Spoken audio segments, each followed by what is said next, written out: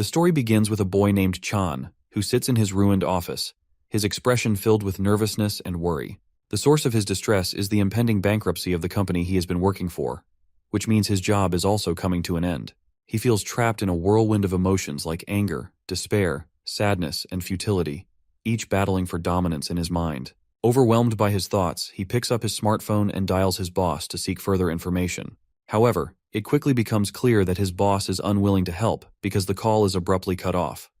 The phone network informs him that the receiver is currently busy, prompting him to leave a message via voicemail.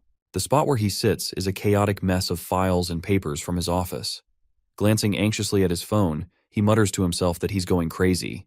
In an instant, his calm demeanor shifts to anger as he shouts in frustration about his boss's failure to answer the phone, expressing his confusion over what he should do if there's no response. As his thoughts spiral, he realizes that he is seriously losing control. After that day, 6 weeks have passed. One night, Chan walks through the streets, surrounded by groups of people enjoying themselves, while he remains anxious, desperately searching for a job.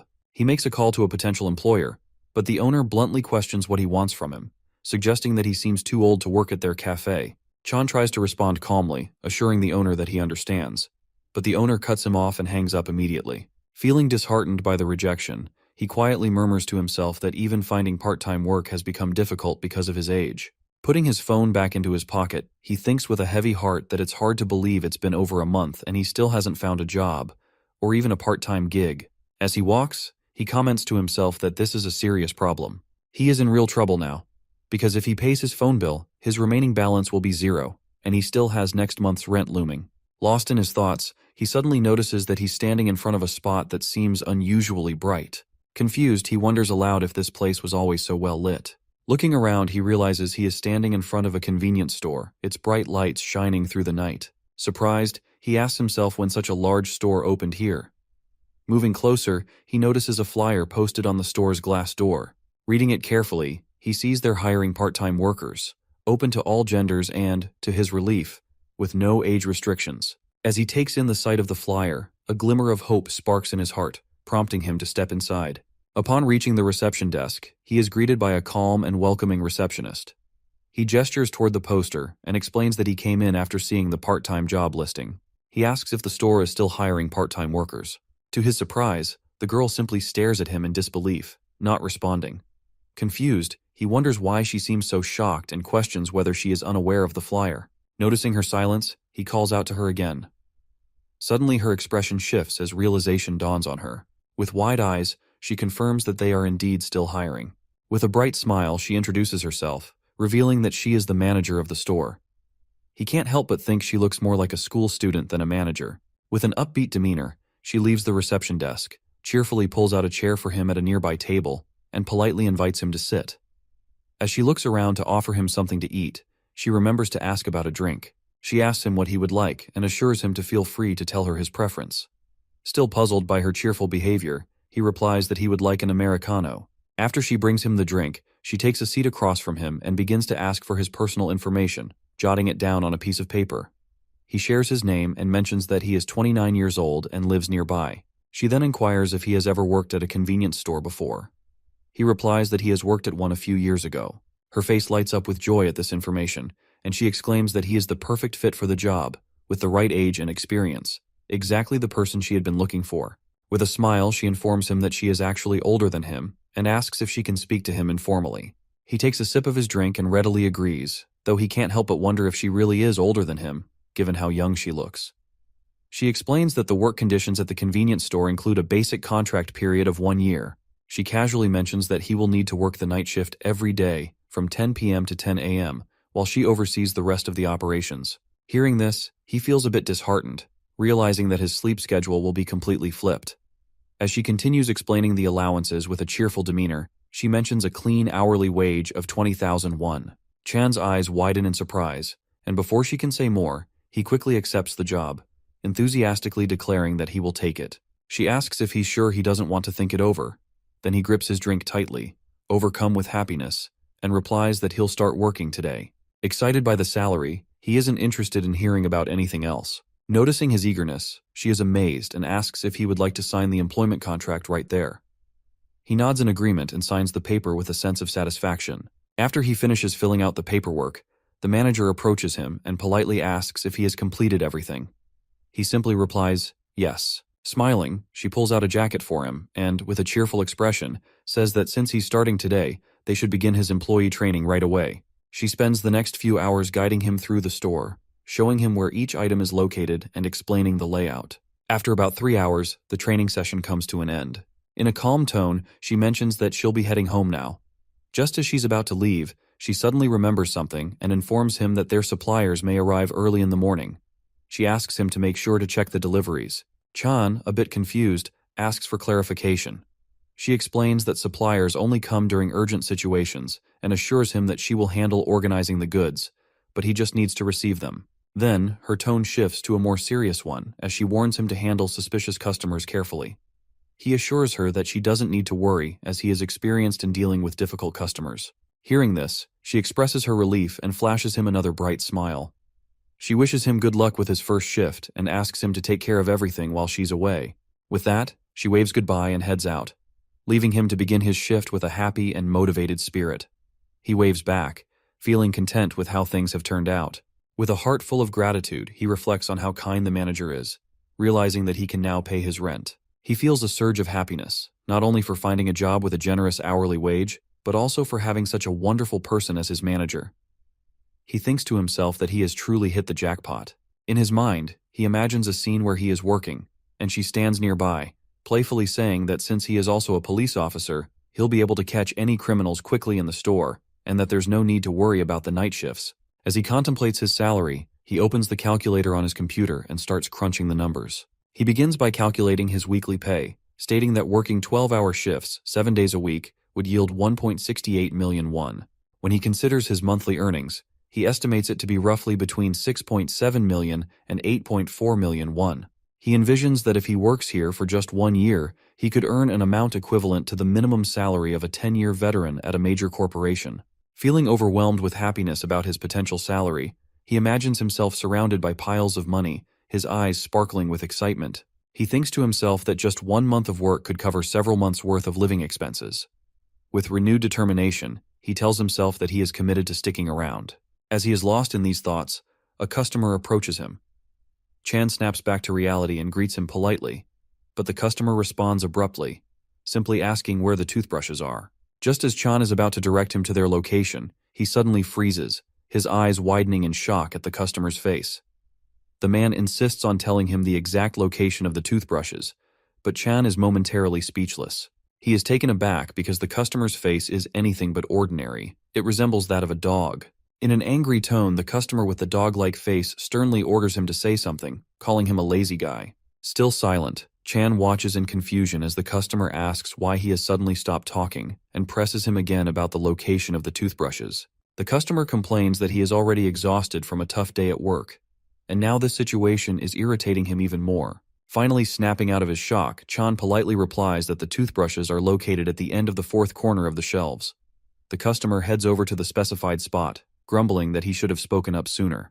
He again questions why he had been silent, before beginning his search for the goods. Meanwhile, Chan is still stunned by the customer's unusual appearance, pondering whether it might be a special effect makeup for a movie. He wonders if there's a film shoot happening nearby and silently remarks on how impressive the transformation is. After picking a toothbrush from the shelves, the customer returns to the counter and straightforwardly asks for the price. Chan checks the label and informs him that it costs 2,100 won. The customer hands over a 10,000 won note, grabs the toothbrush, and starts to walk away, commenting that he is leaving. Chan is surprised, calls after him, reminding him to take his change. The customer glances back, his expression turning angry as he snaps at him, asking if he wants to keep bothering him. He tells him to take it or leave it and to do whatever he wants with the change. With that, he storms out of the store. From behind the counter, Chan remains bewildered by the customer's strange behavior and unusual appearance. He wonders to himself if that man could really be a suspicious character, despite looking completely unthreatening. Holding his head in anxiety, he questions whether it was just makeup, but worries about how such realistic makeup could even exist. As he ponders this, another customer enters the store, and Chan greets him politely. This time, however, the new customer is even stranger. He carries a pot filled with coins and places it on the counter with a clatter. Holding a single coin in his hand, he spins it nonchalantly while fixing Chan with a serious gaze. In a commanding tone, he instructs him to change the coins for a 10,000 won. Chan's eyes widen in shock as he takes in the sight of the customer. Actually, this man is also not human. He is a goblin, and significantly shorter than Chan. As the goblin twirls the coin on his finger, Chan finds himself at a loss for what to do. When the goblin demands that he hurry with the exchange, Chan quickly pulls out his phone and dials the manager's number. When his boss answers, he expresses his frustration, explaining that she won't believe this, but a goblin just walked into the convenience store. Reluctantly, he complies with the goblin's request and exchanges the coins without hesitation, handing over 30,000 won in return. The goblin leaves the store with a smile, clutching the money in his hands. Exhausted, Chan sinks to his knees and rests his head on the counter, overwhelmed by the day's events. His eyes widen in disbelief as he murmurs to himself that he just wants to go home. Still reeling from the shock, he realizes that this isn't a dream. It was indeed a goblin he encountered. After collecting himself, he stands up and counts the coins again, trying to piece together how much he had. He recalls the moment when the goblin stood in front of him, his filthy face and grumbling demeanor as he counted the coins. This memory only deepens his frustration and worry. He remembers spending 20 minutes counting 145 coins of 101 each and 31 coins of 501. In a fit of anxiety, he turns on the speakerphone, still connected to his boss. She calls his name, asking if all the customers have left. Chan lays his head back on the counter, feeling overwhelmed. With a shaky voice, he confesses that he thinks he's losing his mind. He explains that the customers' appearances have been increasingly strange, recounting how the first customer had the head of a chihuahua and seemed irate, followed by the goblin who had come in to exchange a mountain of coins for 30,000 won. After sharing his concerns with her, Chan asks if what he described doesn't sound strange. The boss, however, reassures him in a calm tone that there's nothing odd about it. She explains that this teleportation area is located downtown, which naturally leads to a higher concentration of kobolds and goblins. Chan's astonishment grows at her words, but she adds that the goblin who exchanged 30,000 won worth of coins was particularly intense. Suddenly, a thought strikes him, and he requests her to wait a moment. Confused about the teleportation aspect, he wonders why a convenience store would even need it. She simply replies that teleportation is essential for reaching customers and also aids in inventory management. Feeling increasingly anxious, he clutches his head and questions how a convenience store can teleport. He sarcastically asks if he is working for a store manager or a magician. With a confident tone, she affirms that she is indeed a magician and asks if he didn't know that already. Chan is left completely stunned by this revelation. She begins to explain further, revealing that her convenience store is enchanted with teleportation magic. She adds that she cast the spell herself, which allows the store to operate by moving between various locations. Chan stands frozen, absorbing her bizarre explanation. She acknowledges that she should have informed him about this earlier, but had forgotten. With a worried expression, he moves away from the counter and approaches the door, gripping the handle as he prepares to open it. She reassures him that she will provide more details tomorrow, but then curiously asks why he has been acting so strangely. She remarks that he seems like someone from a completely different world. As Chan opens the door of the store to peek outside, his eyes widen in shock. He is stunned to see a bizarre scene unfolding before him. Strange beings are walking around, casually chatting with one another. Among them are humans with dog faces, girls sporting wings and 3 eyes, and others with snakes for hair. Some individuals are diminutive, resembling mice, while others look like angels soaring through the air. There are humans with bull heads and various other animal features, and even magicians gliding above the ground. Taking in his surroundings, Chan realizes that this area is teeming with all sorts of beings, completely unlike the ordinary humans he is used to. Just as he begins to process this overwhelming sight, his boss laughs over the phone and reassures him that her earlier comments about different species were merely a joke. She adds, in a calm tone, that if it were true, it would be quite amusing. Panicking, Chan quickly retreats into the store and shuts the door behind him, his hands shaking with fear. He tells his boss, his voice trembling, that her earlier jest about coming from a different world is actually true. With sweat dripping down his face, he admits that he really is someone from a different world. On the other end of the line, his boss, sitting comfortably at home with a packet of chips, has her phone floating in the air beside her. When she hears Chan's revelation, her eyes widen in disbelief.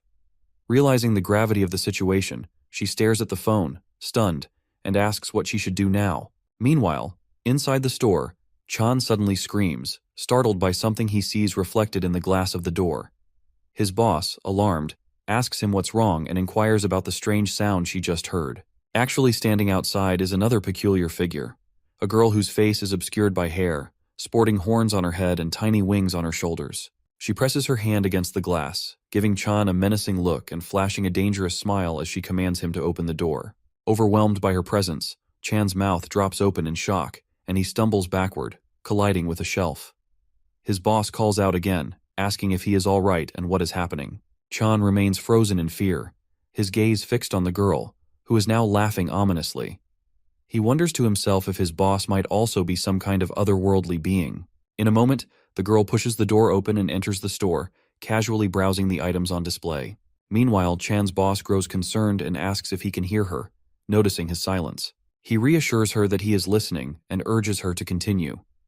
She explains that it seems he has somehow crossed over into their world, but admits she doesn't know why this happened, as she has never experienced anything like it before.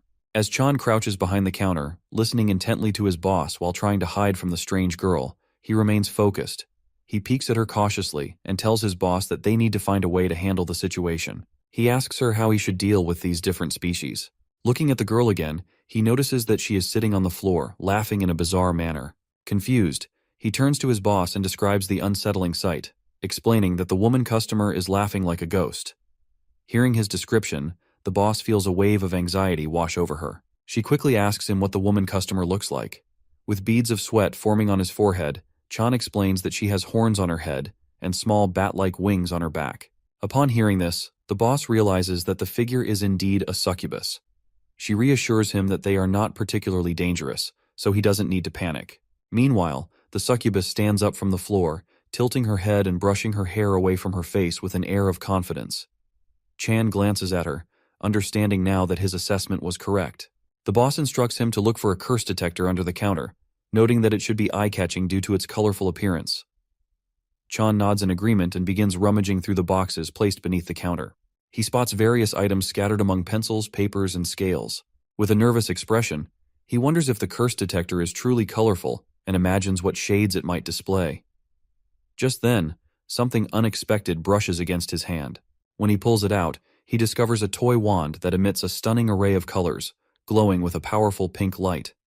Surprised, he calls out to his boss, asking if this toy is genuinely the curse detector. She confirms with a simple yes, explaining that he's correct. Curious, he questions why it looks this way. The boss replies that people affected by curses often feel depressed and tend to avoid being tested. To lighten their mood, she made the detector colorful. He silently wonders if the bright colors might make them feel even more down.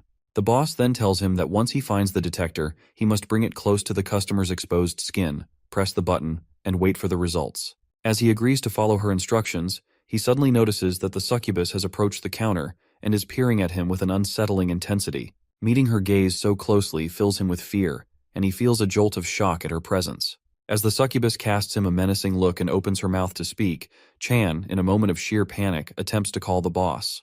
But instead, he quickly points the tool at the customer and presses the button. The boss had assured him that these creatures weren't dangerous, but the situation felt far more threatening than expected. In an instant, a long stick shoots out from the tool, striking the succubus on the head. She recoils and crashes backward onto the floor, sending the coffee cups on the table tumbling as she collides with them. Chan watches in astonishment as the curse detector's reaction happens before him. The head of the stick resembles a crown, and after making contact, it retracts back into the device as if nothing happened. Now, Chan finds himself crouching beneath the table, worry etched on his face. He gazes at the tool, which continues to emit its beautiful glow. Gathering his courage, he rises and cautiously moves around the table to check on the succubus. As he peers at her, his expression shifts to one of deep concern. She lies motionless, her mouth agape and eyes tightly shut. In a state of panic, he thinks to himself that it appears he has just killed a customer. The boss casually asks him if the customer was struck by the curse detector. He replies in wonder that it hit her quite hard. She reassures him that this is how it's supposed to work, so he doesn't need to be concerned. However, she quickly asks him what the test results indicate. With a nervous expression, he tells her that the tool is currently glowing a violet color. She then instructs him to discreetly retrieve the curse remedy from the top row of the gum corner. As he moves toward that area, he spots the items and asks her if she means the remedy for homesickness located there. She confirms it and tells him to give the customer 2 pills. Feeling somewhat relieved, he asks if the customer is indeed suffering from homesickness. The boss clarifies that it's slightly different, but the remedy should have an immediate effect. As he approaches the customer to administer the medicine, he notices she is rising from the ground on her own. She kneels briefly before sitting calmly. Observing her, he thinks in surprise that she is waking up and feels a twinge of guilt, wondering if she's recalling their first meeting. He decides to keep his distance for now and assess the situation from afar. When he sees her shaking her head in frustration, he calls out to her politely, asking if she feels better now and encouraging her to take the medicine if so. The girl looks up at him with an adorable expression, and he thinks she seems to be improving. But just as he inquires again about her condition, she suddenly covers her mouth, as if about to be sick. Chan realizes what's happening and calls out for her to wait, but it's too late. She lets out a small scream and vomits onto the floor in front of him. To his shock, the color of her vomit resembles a rainbow. Stunned, he can only stand there, unable to do anything about the situation going before him. After vomiting, the girl's face brightens, and she appears genuinely happy, expressing that her heart feels lighter. With a cheerful tone, she comments that she feels refreshed. Meanwhile, Chan stands frozen in shock, a wave of frustration washing over him as he realizes he now has to clean up the mess. In a serious tone, he calls out to the customer, asking if she's finished and if she would like to leave. She looks at him with her cute, smiling face, winks, and remarks that it feels chilly. Chan, still feeling exhausted, watches as the customer suddenly spins around and gently collapses back onto the floor. Concerned, he wonders to himself if she's about to fall asleep. And indeed she does, drifting off comfortably. As she sleeps, bubbles rise from her nose with each breath. Just then, another customer enters the store, calling out for someone in a normal tone. This new customer is also unique, sporting elf ears. He takes in the scene and raises an eyebrow in surprise, asking what is going on. Chan, feeling tired, offers a simple welcome and inquires if he is looking for something. The elf scans the store before asking if he can find a 17-degree blood pack. He begins to search for the items he needs. Meanwhile, the boss expresses her surprise at the previous girl's behavior, noting that she is an aesthetic customer who hasn't taken her medicine yet. Chan agrees, mentioning that he'll give her the remedy once the current customer leaves. The boss assures him to take his time and adds that they only handle blood packs below 15 degrees, so he should recommend the elf visit another store. As Chan cleans the vomit from the floor, the boss reminds him that they also check identification for blood packs and questions whether the new customer is a vampire. In a casual tone, Chan responds while resting his phone on his shoulder, suggesting that the customer might indeed be a vampire.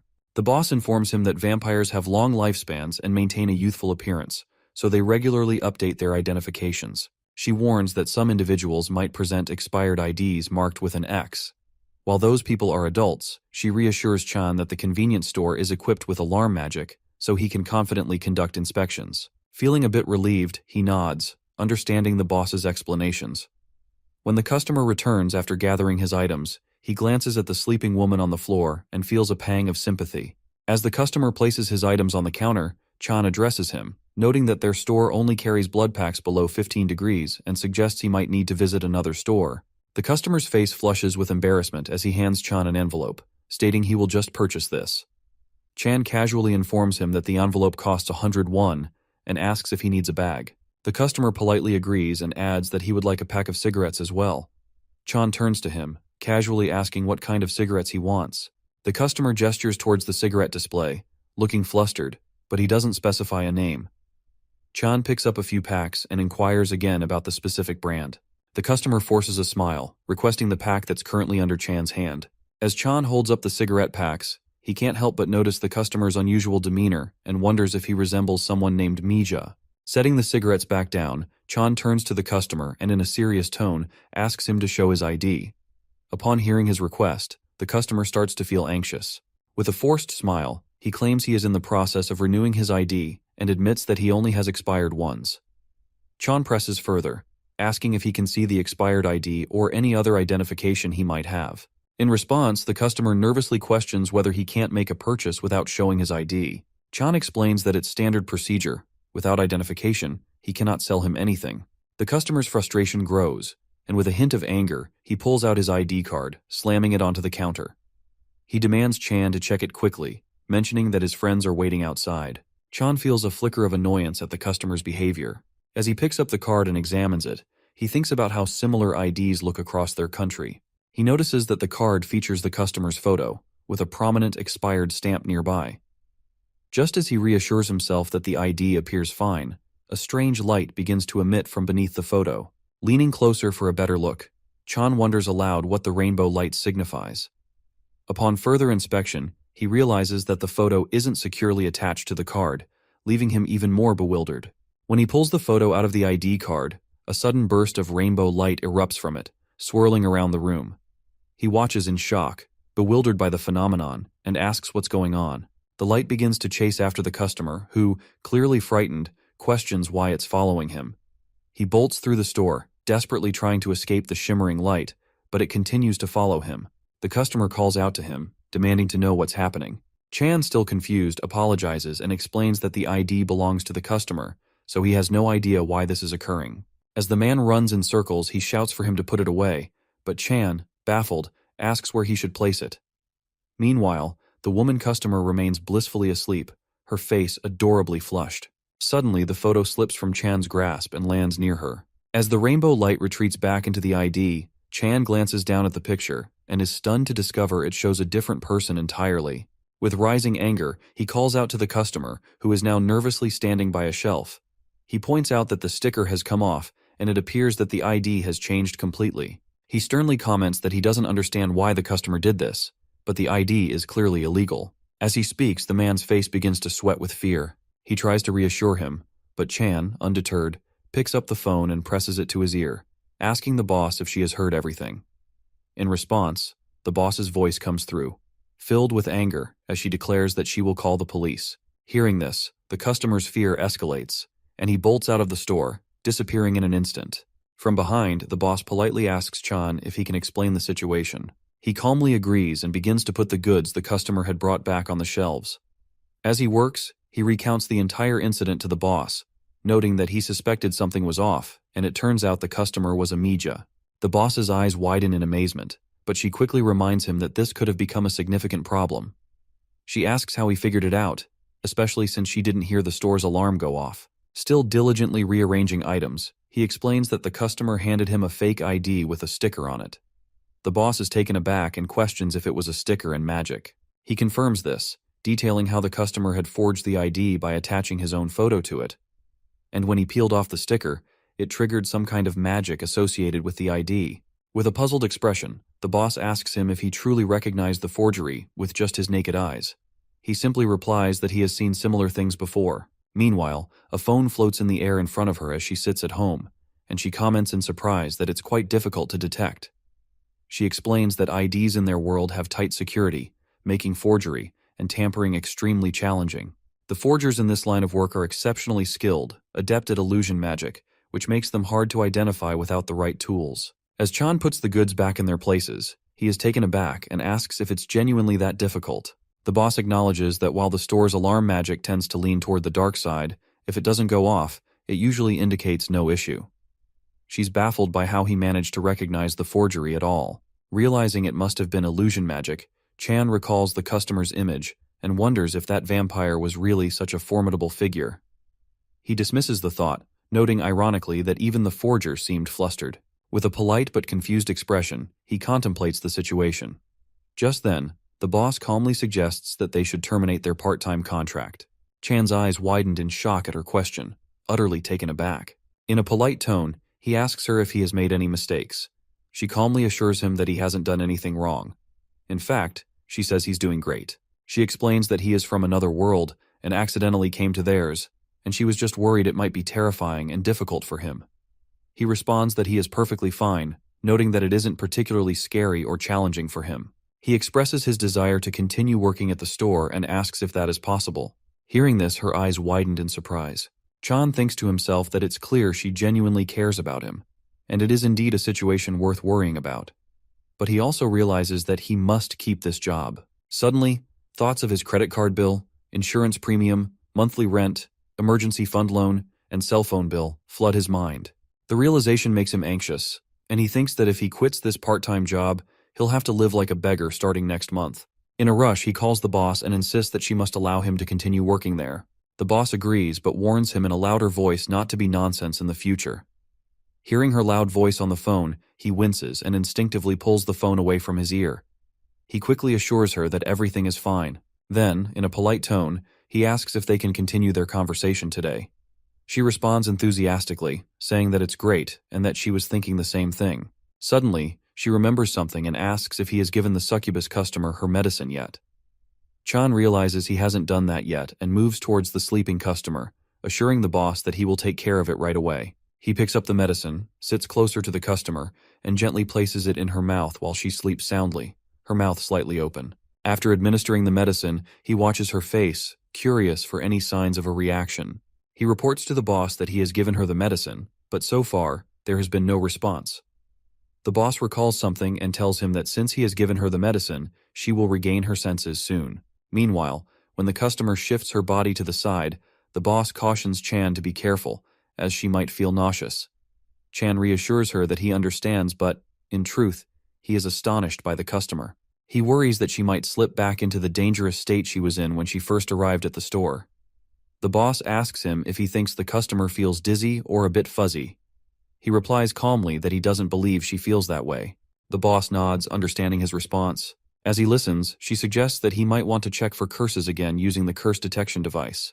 He agrees and moves towards the counter, retrieving the device once more. However, when he tries to press the button, the device begins to whistle and make a loud noise instead of turning on. Confused, he informs the boss that it won't power up and is just making noise. With a serious expression, he questions whether the customer's condition is worsening. The boss reassures him that it's not a matter of bad health, but she adds that the customer seems to be in a very special and peculiar state. Just as they are discussing this, the entire convenience store suddenly begins to shake. Chan quickly ducks down on the counter, stunned by the unexpected movement. With a worried expression, he asks what is happening. Thoughts race through his mind as he wonders if it's meteorites falling from the sky. Confused and alarmed, he dashes outside to investigate. When he opens the store's door and steps outside, he is surprised to see a pile of boxes stacked in front of him. Sweat beads form on his forehead as he wonders about the source of all these packages. Just then, a voice calls out to him, announcing that the delivery has arrived. Looking up, he is even more astonished to see a flying horse hovering above him, with a blue-haired girl sitting atop it. The girl greets him with a bright smile, asking if he is the new part-timer that her sister mentioned. She happily expresses that it's nice to meet him. As the horse lands gracefully on the street, Chan feels a wave of nervousness wash over him. He asks the girl to hold on for a moment, and quickly puts his phone back to his ear. In a state of disbelief, he informs the boss that someone is riding a Pegasus and has arrived with a delivery. He asks if this is the logistics she mentioned before leaving. The boss quickly understands the situation and replies that she had indeed told Yunha that she could handle the delivery today. Upon hearing the name, Chan feels a wave of confusion wash over him. Just then, the delivery girl chimes in from behind, cutely announcing that Seo Yunha is her name. She steps in front of him and introduces herself fully. Chan's eyes widen in surprise as Yunha picks up some of the boxes from her back. Flashing a charming smile, she asks if he knows enough about her now and if he could step aside to allow her to bring the boxes into the store. Quickly, Chan moves back, clearing the way for her to enter. Yunha thanks him for his consideration, and as Chan opens the store's door, she presents him with a piece of paper, politely asking if he could check the items and sign for them. He readily agrees. After placing all the boxes inside, Yunha exclaims with delight that she has finished her deliveries. Meanwhile, Chan nervously puts his phone back to his ear and tells the boss that he is unfamiliar with the written language in this world. He asks her how he should confirm the ordered items. As he approaches the area where the female customer is still sleeping, the boss reassures him that she will discuss it with Yunha, but requests that he simply handle the signature for now. Chan agrees with her, but then asks what items have arrived. The boss calmly replies that they consist of snacks and drinks. Suddenly, she recalls something else and informs him that dragon scales have also arrived. Chan's eyes widened in surprise at the mention of dragons. The boss, noticing his reaction, politely explains that she thought they wouldn't be able to get them, but Yunha managed to find a source. She adds cheerfully that they won't have to worry about sales for a while since dwarves and academies buy dragon scales in bulk if he breaks them apart and polishes them. She mentions that the scales are primarily used for jewelry. Then, suddenly realizing something, she pauses and asks him with a curious tone if there are no dragons in his world. In a simple yet exhausted tone, Chan responds that dragons can't exist there because there is no magic or mythical species. The boss is amazed by this revelation and remarks that Chan's world seems even more backward than their own rural one. Chan quickly requests her not to compare other people's worlds to the countryside. While he is conversing with the boss, he notices the woman customer beginning to regain consciousness. He glances over at her just in time to see her sitting up from the floor, looking sleepy. Feeling somewhat relaxed, he comments that the customer has finally opened her eyes.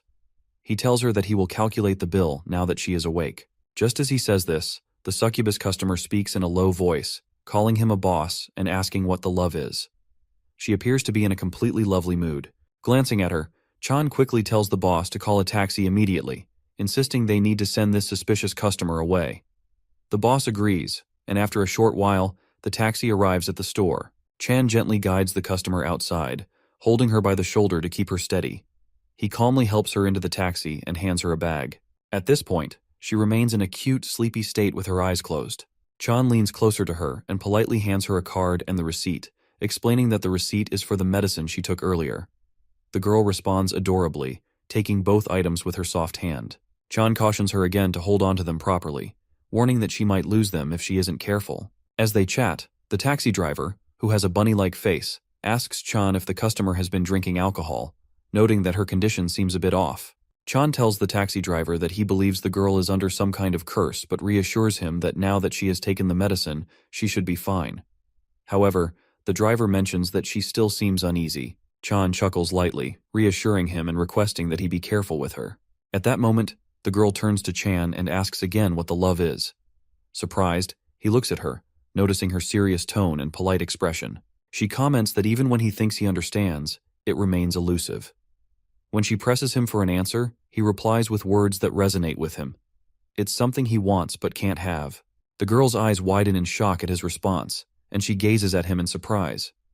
He meets her look with a neutral expression. Suddenly, she leans her head out of the taxi and asks him, with a lovely expression, what he means by that. Feeling nervous about his own words, Chan gently pushes her back into the taxi and tells her to forget what he just said. After that somewhat cute moment, the succubus customer leaves. Chan stands behind her, feeling exhausted as he comments to himself that their meeting was unpleasant, and he hopes they won't have to see each other again. He stretches his arms tiredly and heads back to the store, thinking it will be quieter now. However, as he walks back into the convenience store, he notices Yunha wearing a worried expression. She is holding her head in frustration, deep in thought. Confused by her demeanor, he wonders what could be troubling her. He decides to ask her directly about it. Yunha looks at him seriously and, calling his name, politely asks if he can inform her sister that she will be taking the dragon scales away again. Chan frowns, not understanding the situation, and asks why she wants to do that. She replies that there is a problem with the dragon scales. After a while, Chan stands at the counter, silently observing Yunha as she talks on the phone with her sister. He notices that their conversation has been going on for quite some time, and he begins to worry that the issue might be serious. Memories of his past part-time job as a server flood his mind, recalling moments when he watched the boss and a delivery guy argue over spoiled ingredients. Still watching Yunha, he reminds himself that this isn't his fault. He's just a part-timer. He decides that his role is simply to observe, like a meerkat, while the higher-ups handle the situation, and to focus on his own tasks. Lost in his thoughts, he is suddenly jolted back to reality when Yunha looks at him with a serious expression. She approaches him and asks if his name is Lee Chan. Nervously, he replies, "Yes." She then smiles and informs him that her sister wants to talk to him. As she says this, she shows him the video call where her sister, the boss of the convenience store, appears on the screen. The boss waves at Chan with a cheerful expression, and he is taken aback by her reaction. In a straightforward manner, she asks if he and Yunha can check the condition of the dragon scales together. Still feeling nervous, he agrees to the boss's request. Yunha smiles and assures him that she is ready as well. Together, they make their way toward the door leading to the basement of the store. As they descend the stairs, Chan looks around in surprise, noting how strange the area appears. He glances at the walls and wonders to himself if this is really part of a convenience store. The space is vast, resembling an old-fashioned corridor, and several doors line the walls. He finds himself perplexed, questioning why the storage area feels more like a dungeon than a typical storage room. Noticing his bewilderment, Yunha casually asks if this is his first time seeing such a storage area. With wide eyes, he nods and confirms that it is indeed his first experience. As they continue down the corridor, she flashes him an encouraging smile and laughs lightly, assuring him that he will get used to it quickly. She adds that she felt the same way when she first encountered it. Meanwhile, the boss remains on the video call as Chan holds the phone. In a teasing tone, Yunha calls out to her, mentioning that she had told her before that her taste was unique. The boss, slightly annoyed, responds that how she decorates the convenience store is entirely up to her, so she can do whatever she likes. However, Yunha counters that there should be some limits and remarks that the interior is truly weird. Upon hearing her comment, the boss makes a playful, childish face on the video call, teasingly asking if she plans to keep poking fun at her. Meanwhile, Chan and Yunha arrive at a dimly lit room. Chan looks around, trying to make sense of his surroundings. As he begins to move forward, Yunha suddenly halts him, pointing out that the area ahead is dirty and instructing him to stay back for a moment. She also mentions that it's a bit brighter in another direction. He nods in agreement and steps back to let her pass. As she moves ahead, Chan addresses the boss in a casual tone, explaining that she asked him to take a look, and now he's in the warehouse. However, he politely inquires if there is anything he can actually do. The boss thinks for a moment and mentions calmly, asking him to follow her instructions for now, as she has a plan in mind. Chan agrees and steps forward to follow her guidance, leading himself to a peculiar room. Upon entering, he notices the space is cluttered with boxes, and a strange blue liquid covers the floor, creating a messy environment. The viscous substance clings to the ceiling, floor, and all the boxes in the room.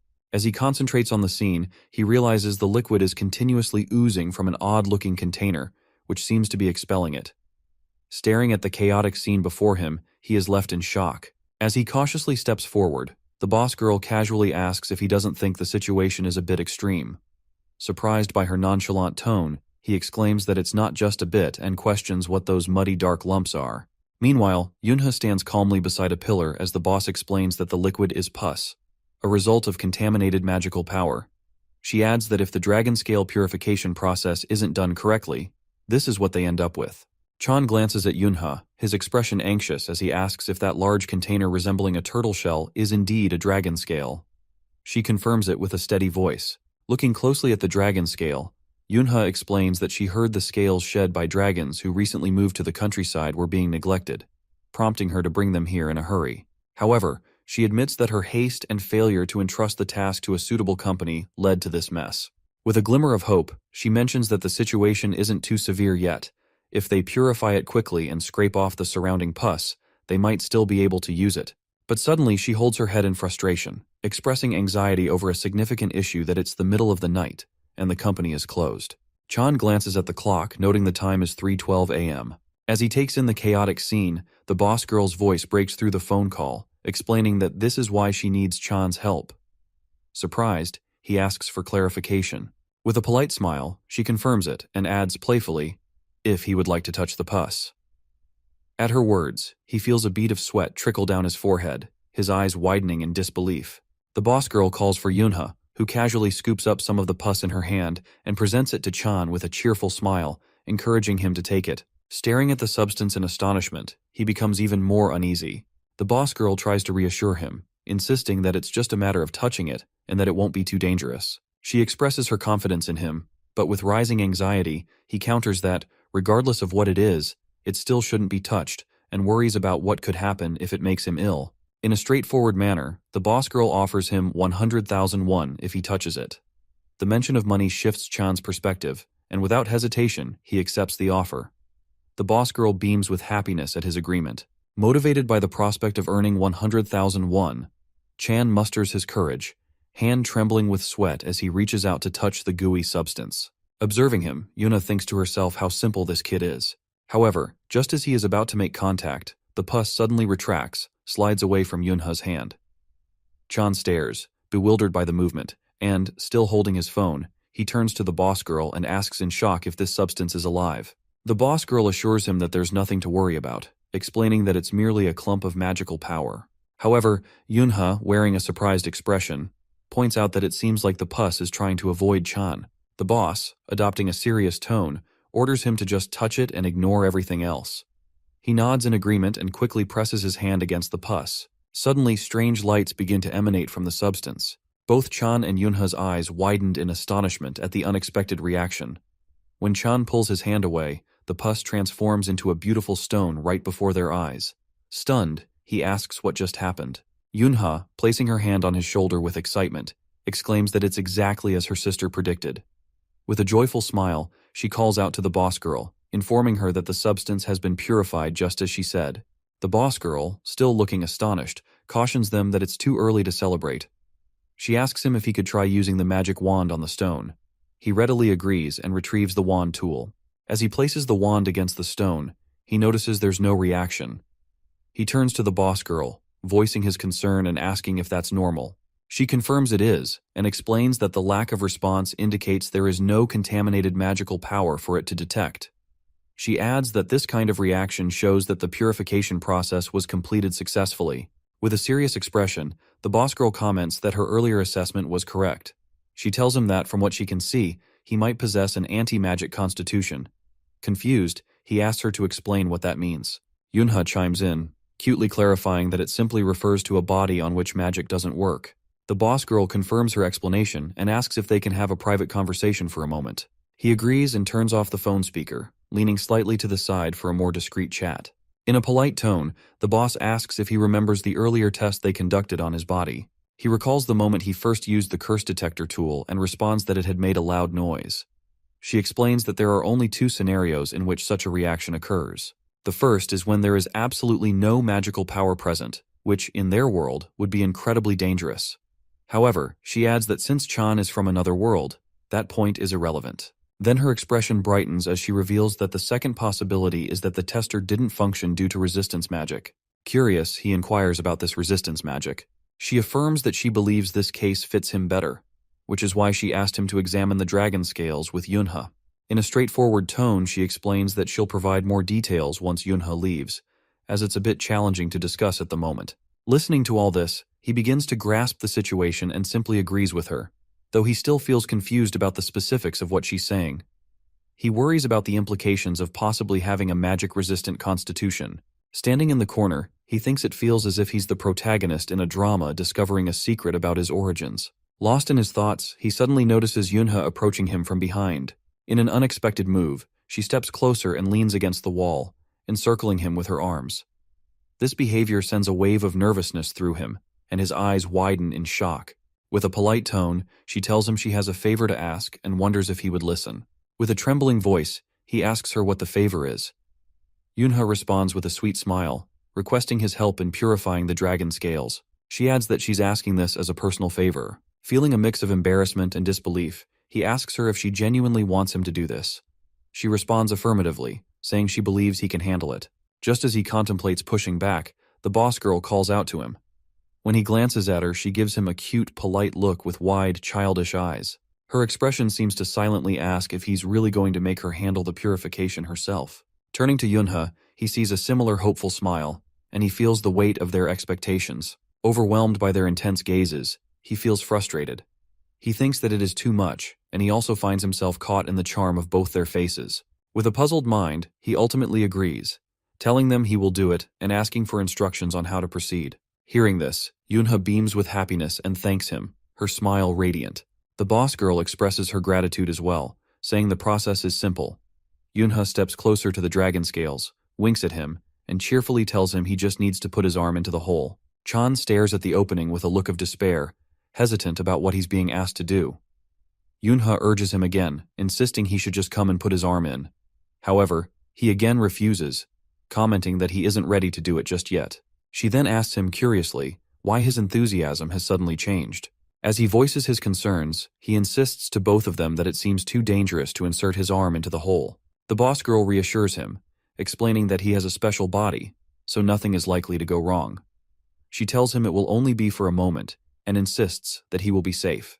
However, Chan still wears a hesitant expression and declines, apologizing as he admits he simply lacks the courage. In truth, he isn't actually worried about his arm, he just wants a little extra bonus. The boss girl quickly picks up on his hesitation and, with a smile, calls his attention back to the phone. When he looks at her, she flashes him some additional cash and mentions that if everything goes smoothly, she will give him a bonus. This catches Chan's interest immediately. Eager for the extra money, he hands the phone to Yuna, quickly rolls up his sleeve, and with newfound determination declares that it's nothing for him, and he's willing to give it a try.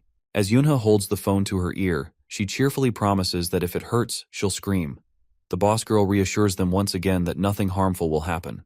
With a deep breath, Chan steps closer to the dragon scales, focusing on the hole where he's about to insert his arm. As he looks closer, he realizes that the hole is even more repulsive than he initially thought. However, He reminds himself that he needs the money, so he braces himself for what's to come. Driven by determination, he aims his hand at the opening. In his mind, he resolves to do anything for the bonus, closes his eyes, and thrusts his arm into the hole. As he does so, an unsettling sensation washes over him. From behind, Yunha approaches, her concern evident as she asks if he's okay. Surprised, he replies that he is, but he mentions a strange suction force pulling him inside. Alarmed, Yuna assures him that she will pull him out right away. She quickly grasps him from behind and begins to pull him back. As they struggle against the suction, more of the disgusting pus oozes from the hole. Chan glances at it, thinking that the pus is being drawn into the opening. Suddenly, a blinding light bursts forth from the hole, illuminating the entire room. In an instant, Chan's arm is expelled from the hole, and both he and Yunha tumble backward. As they fall, the dragon scale shifts back into state, mirroring how the pus had previously transformed into a stone. Chan sits up on the ground, feeling utterly exhausted. He glances around, bewildered by the chaos that has just happened, reflecting on the madness of his first day on the job. As he contemplates the chaotic events, he suddenly hears Yunha call out to him in a shaky voice, feeling some discomfort. It takes him a moment to realize that he is sitting on her. Alarmed, he quickly shifts to the side, apologizing profusely and asking if she is hurt anywhere. Still lying on the floor, she reassures him that she is okay, but asks if he's in pain. They both sit up and he assures her that he feels fine. He thanks her for saving him from a potentially painful fall. Looking into her eyes, she suggests they check the dragon scales. He nods in agreement, retrieving the tool once more and moving closer to the hole in the scales that is completely sealed now. As he places the tool against it, it emits a soft beep. He glances back at Yunha, noting the lack of reaction, just like with the stone earlier. Her face lights up with excitement as she announces that it's a success. Overwhelmed, he thanks her, feeling a flush of warmth spread across his cheeks. She explains that he has prevented a loss of tens of millions of won. After sharing this moment of relief, they exit the area and find themselves at the entrance of the convenience store. Yunha mounts her flying horse once again, complimenting him for his hard work. She informs him that she has already contacted her sister to let her know that the job was handled well. She assures him not to worry, mentioning that there won't be any issues with deliveries for the next few days. Standing calmly, he questions her about whether she won't be coming every day. With a confident smile, she explains that managing deliveries involving magical creatures is a bit complicated and takes time. He calls her name, requesting that she take care on her way. Upon hearing his words, she quickly shifts her tone, telling him to drop the formalities. Stunned, Chan asks her to clarify. She explains that her sister, the boss of the convenience store, mentioned that he is a year younger than her. She says this is why he should stop being so formal and simply call her Nuna. With a blush creeping onto his face, he replies that he will try to do so. She then puts on her glasses, gives him a playful smile, wishes him well, and takes off on her flying horse. As she flies away, Chan watches her with a sense of calm. Just then, he notices the sun beginning to rise again. In a soft tone, he comments to himself that it is morning already. He returns to the counter, where a customer approaches with a few items, including toothbrushes and drinks, placing them on the counter. This customer has a dog-like face and hurriedly asks Chan to quickly provide the total cost. He glances outside and emphasizes that he needs to be fast because he has a bus to catch soon. Chan starts tallying the items on the computer and informs the customer that the total comes to 9,800 won. He then asks if the customer would like a bag. The customer swiftly places a 10,000 won note on the counter, telling him to keep the change. Chan nods in agreement as the customer quickly gathers his items and leaves. Once the first customer has gone, Chan calls for the next one. A new customer approaches with a blue face, wearing a cap, and accompanied by a baby. After a while, Chan serves several more customers and glances at the clock, muttering that he feels dead tired. It's been a long night, and he is so sleepy that he feels he could fall asleep on the spot. He takes a seat and checks his phone, noticing a message from the manager. She asks if he isn't feeling sleepy. Chan replies that he is okay. The manager messages him, acknowledging how hard he worked on the purification task. She reassures him that when she arrives at work, she will give him the cash right away. He expresses his gratitude, but she follows up, asking if he really isn't feeling sleepy. She notes that she expected him to be tired after staying up all night. As they converse, Chan senses someone entering the store, and he greets the newcomer. However, when he looks toward the door, he is surprised and confused to find nobody there. He wonders if the potential customer decided to leave without coming inside. He responds to the manager, saying that he usually doesn't sleep much at night anyway. The manager reacts with surprise, commenting that it's not good for his health and suggesting that he should get proper sleep. She asks if she should brew him a sleep potion. Chan looks at her curiously, inquiring if she really knows how to make one. She replies confidently that she certainly does, mentioning that she is quite a capable magician. As he types out a response, he marvels at the thought that he never imagined he would receive a magic potion in his life. Suddenly he hears someone calling him. He asks who it is and stands up to look forward, only to see a pair of horns and the presence of someone much smaller than the counter. Actually, this is the customer, a little girl with horns on her head and wings on her shoulders. Looks up at him with a cute expression and asks if he has any colored paper. He asks the little girl if she needs confirmation, and she replies affirmatively, asking if he has scissors as well. Chan gestures toward the top shelf and politely tells her that both items are up there. However, he notes that they are too high for her to reach and offers to retrieve them for her. The little girl bows her head respectfully and says it's okay, thanking him for directing her to their location. As she moves forward, Chan watches her in surprise. He notices her determination as she tries to pull down the items she wants from the top shelf, and he reflects on how mature yet pale she seems. He wonders if he should take a closer look, pondering to himself whether she might be some sort of reptile. As she continues to struggle to reach the top shelf, pushing herself up but ultimately failing, her expression shifts to sadness, and tears well up in her eyes. Immediately, Chan rushes to her side, pulling down the colored paper and scissors. He sits beside her and with a warm smile, hands her the items. He gently says that here are the colored paper and scissors. With a sad yet adorable expression, she thanks him and takes the items from his hands. Chan stands up, reassuring himself that she won't unleash a breath attack if she's indeed a reptile species. He also realizes it would be troublesome if she accidentally destroyed the store. The little girl glances at the colored paper and scissors, then calls out to him in a polite tone. Holding up the scissors, she explains that she can't buy them. Confused, he asks her about the reason. She replies that she only has 5,001, making her 101 short. Chan assures her that the total for both items is 5,101, and he offers to cover the extra 101 for her. However, she looks around, quickly declines his offer, and mentions that her mom told her not to take money from others. Understanding her situation, Chan inquires about what she needs the colored paper and scissors for. She explains that Mother's Day is coming up, and she wants to give her mom a present. Looking at the colored paper with a hint of sadness, she shares that she just learned about Mother's Day in kindergarten. She mentions how her mother always buys her a gift for Children's Day, but she has never given her anything for Mother's Day, so she really wants to make this special. Listening to her explanations, Chan feels a wave of sadness wash over him. He gently addresses her as a kid and suggests that she can also do origami without scissors. In response, she holds out her small hands, tears welling up in her eyes, and explains that her hands are like this. Concerned, Chan asks what's wrong with her hands. When she exerts some force, her fingers suddenly sharpen, catching Chan off guard. She politely explains that if she uses too much strength, the paper will tear. Chan thinks to himself that she might unintentionally damage other things with those sharper fingers. Seeing her still sorrowful expression, he realizes that, given her condition, origami would be quite challenging. Even if he keeps offering to pay the extra 101, she would likely refuse out of determination.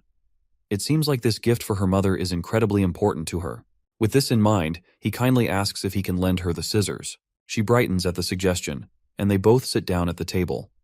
Chan then hands her some flower templates, encouraging her to try sticking the colored paper onto them. As she watches the shapes of the flowers, her eyes light up with amazement, and she thanks him for his generous help. While he sits with her, he reflects on how this situation has escalated into a bigger issue. He considers 3 problems: the burden of development falling on the leader, the child struggling to create something, and the looming deadline of leaving work at 10 a.m. He thinks that it is unnecessary for a child to go to such lengths. Closing his eyes, he worries about what he should say to the manager when she arrives. Suddenly, the little girl hops down from her chair and asks him to wait a moment. Chan watches as she searches one of the shelves. A moment later, she pulls out a chocolate bar and holds it up, asking him about its price. He tells her it costs 2,001 and inquires if she plans to buy it.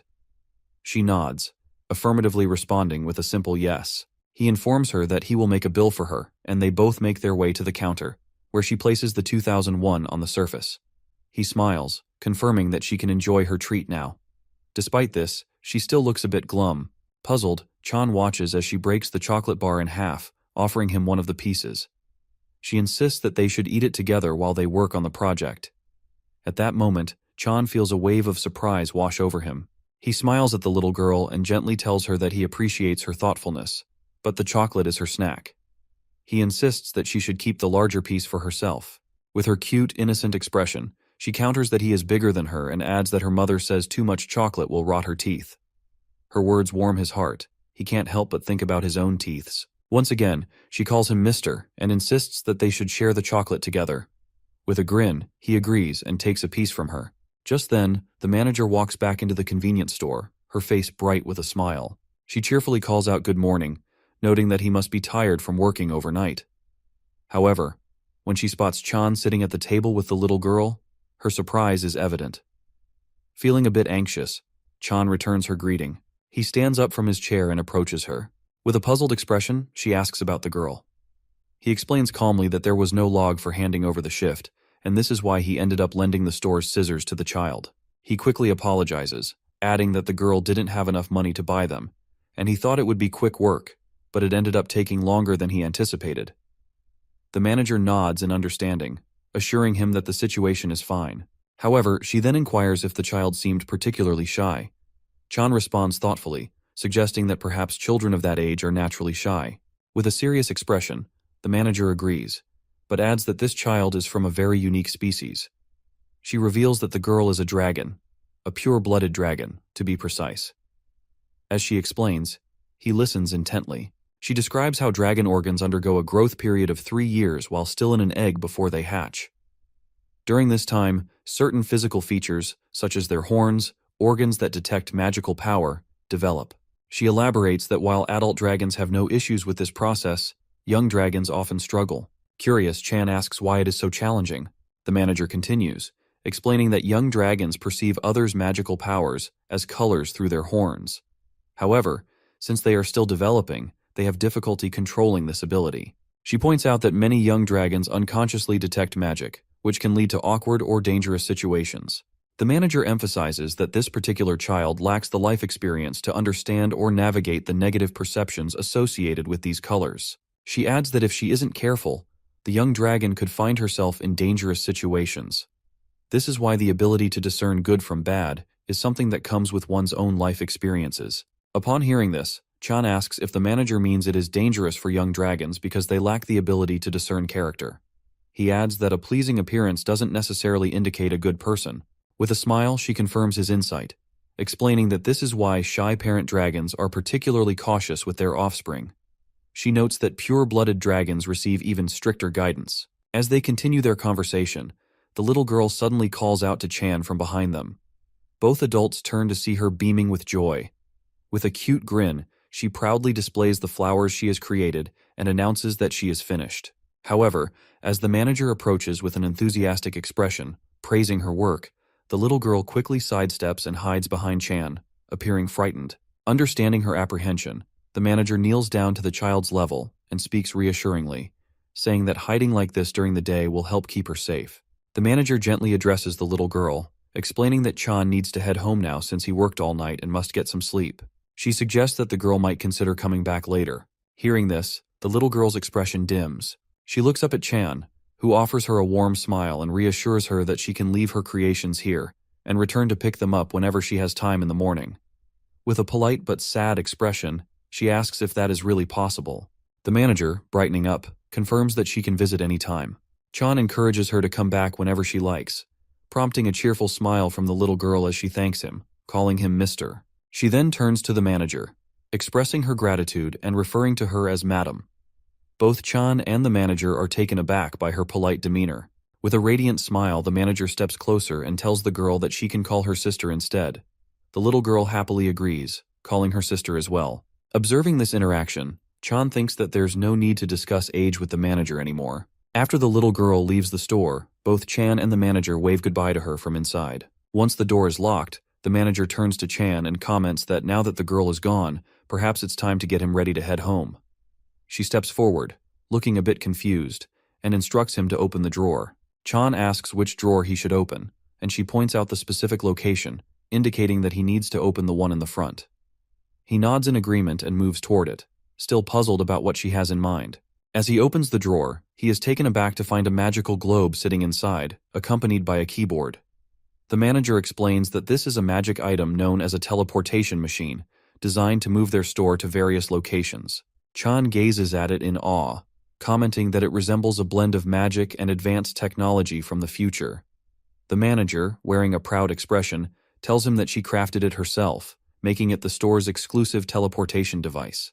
However, she warns him to handle it with care, cautioning that it shouldn't be touched recklessly. She explains that she has designated specific areas where their store can operate, but warns that if he touches it incorrectly, it could transport them to a new location immediately. Furthermore, if that happens, every product on display will change as well, so he needs to be cautious. Chan nods in understanding and assures her that he will keep that in mind. The manager smiles at him and adds that the device is easy to use. All he has to do is input his home address into the display window. He glances at the keyboard again and asks if he really needs to type it in there. She confirms this, but adds, with a serious expression, that if she attempts it, they might not end up teleporting to their own world. Chan immediately apologizes and inquires why she can't do it herself, even though she has created this device. She reflects on her past teleportation experiences, recalling places like the pasta restaurant and the beautiful flower garden. With clarity, she explains that for teleportation magic, having precise information about the destination and a strong will are essential. This means that if someone has never been to a particular place or lacks the determination to go there, the teleportation simply won't occur. Chan realizes that this implies the machine can take him anywhere, provided he meets those conditions. The manager cheerfully adds that since she knows nothing about Chan's world, it would be futile for her to attempt it. She emphasizes that he knows his world best, so he should be the one to do it. He comprehends her point and gazes at the magical globe, commenting seriously that, although she refers to it as magic, she had mentioned earlier that magic doesn't affect his physical constitution, even when purifying the dragon's scale. He expresses doubt that anything will happen, feeling disheartened. Just then, the manager calls out to him. Meeting her gaze, she reassures him that he doesn't need to worry. All he has to do is trust her and give it a try. With a cute smile, she adds that everything will definitely work out well. Chan, feeling encouraged, agrees with her. He then focuses on the magical globe, thinking that the manager isn't the type to put him in a tricky situation. He double-checks with her, asking if all he needs to do is enter his home address. With a bright smile, she confirms this and tells him to think about his desire to return home, whether the memories are good or bad. If he wishes for it strongly, it will be possible. After absorbing all the explanations, Chan closes his eyes, types his home address into the keyboard, and focuses on his desire to return home. He imagines various scenes from his past, reflecting on how it was a cruel world where he was betrayed by the company he used to work for. Yet there were moments of happiness. He recalls the fun times spent hanging out with friends during his youth, finding it all quite ironic. In the blink of an eye, the manager calls out to him in a polite tone. As he opens his eyes and looks at her, she gestures toward the door with an excited expression, encouraging him to go outside and check. He quickly stands up, glances at the door, and asks her, somewhat confused, if it really worked. She replies that she isn't certain, which is why she's urging him to look. Agreeing with her, Chan strides toward the door. With curiosity bubbling inside him, he reaches for the handle and opens it. Stepping outside and glancing around, he is taken aback, exclaiming in surprise that it truly is his neighborhood. Amazed, he thinks about how he can't believe he teleported to another world in just a few seconds. As he revels in his newfound happiness, the manager steps outside and remarks that this clarifies a few things. He looks at her in confusion and apologizes, asking what she means. Flashing him a sweet smile, she explains that it's now evident that his physical constitution can be influenced by his will. She prompts him to recall what he was thinking while purifying the dragon scale. Chan replies that he hoped it would be successfully purified. The manager continues, stating that if magic had no effect on his physical constitution, the magic within the scales would have likely been destroyed, rendering them useless. However, since he was able to purify it, she believes his intention to do so was reflected in his physical state. Stunned by her words, Chan nervously asks if she means she based her request on just her hypothesis. With a relaxed and pleased demeanor, she confirms, explaining that otherwise, it would have resulted in a product that wouldn't be usable. She assures him that the conclusion is that it is indeed possible to control his physical condition through his will. She also speculates that this ability might be connected to why he found his way to her convenience store in the first place. She mentions that she needs to observe more to understand the situation in detail, and asks if Chan is curious about anything else. Running a hand through his hair, he declines with a weary sigh. The manager nods in understanding, adding that she has no further questions either. With a cheerful smile, she hands him an envelope filled with money and a small bottle of potion, encouraging him to take them and clock out for the day. Afterward, Chan returns to his room in his own world. As he steps inside and takes in his surroundings, a sense of comfort washes over him. He thinks to himself that although it is a narrow, small, and old one-room apartment, it truly is the place where he used to live. Feeling tired, he realizes that he needs to work tonight as well, so he decides to set an alarm in advance. Suddenly, he remembers the small bottle the manager had given him earlier. He pulls it out, examines it closely, and recalls her words, that drinking this potion would make him fall asleep instantly. He hadn't truly believed she had made it for him, but now he wonders if it will actually be effective. After setting his alarm for 9:30 a.m. on his phone, he climbs into bed, takes the potion, and thinks with hope that since the manager created it herself, it should definitely work. With that much trust in her, he drinks the potion, though he worries he won't stay asleep if he doesn't hear the alarm. Moments later, time seems to pass in the blink of an eye. When he finally hears the alarm blaring, his eyes snap open. He quickly grabs his phone, silences the alarm, and glances at the screen. Noticing that the time reads exactly 9:31 a.m., he can't help but comment on how effective it really is. After some time, he gets ready for work and steps out of his apartment. As he walks through the streets, he scratches his arms and remarks to himself how well he slept thanks to the sleeping potion. However, a wave of confusion washes over him as he wonders if his visit to the convenience store was real. He mentions that since he has tangible evidence, it shouldn't be a dream.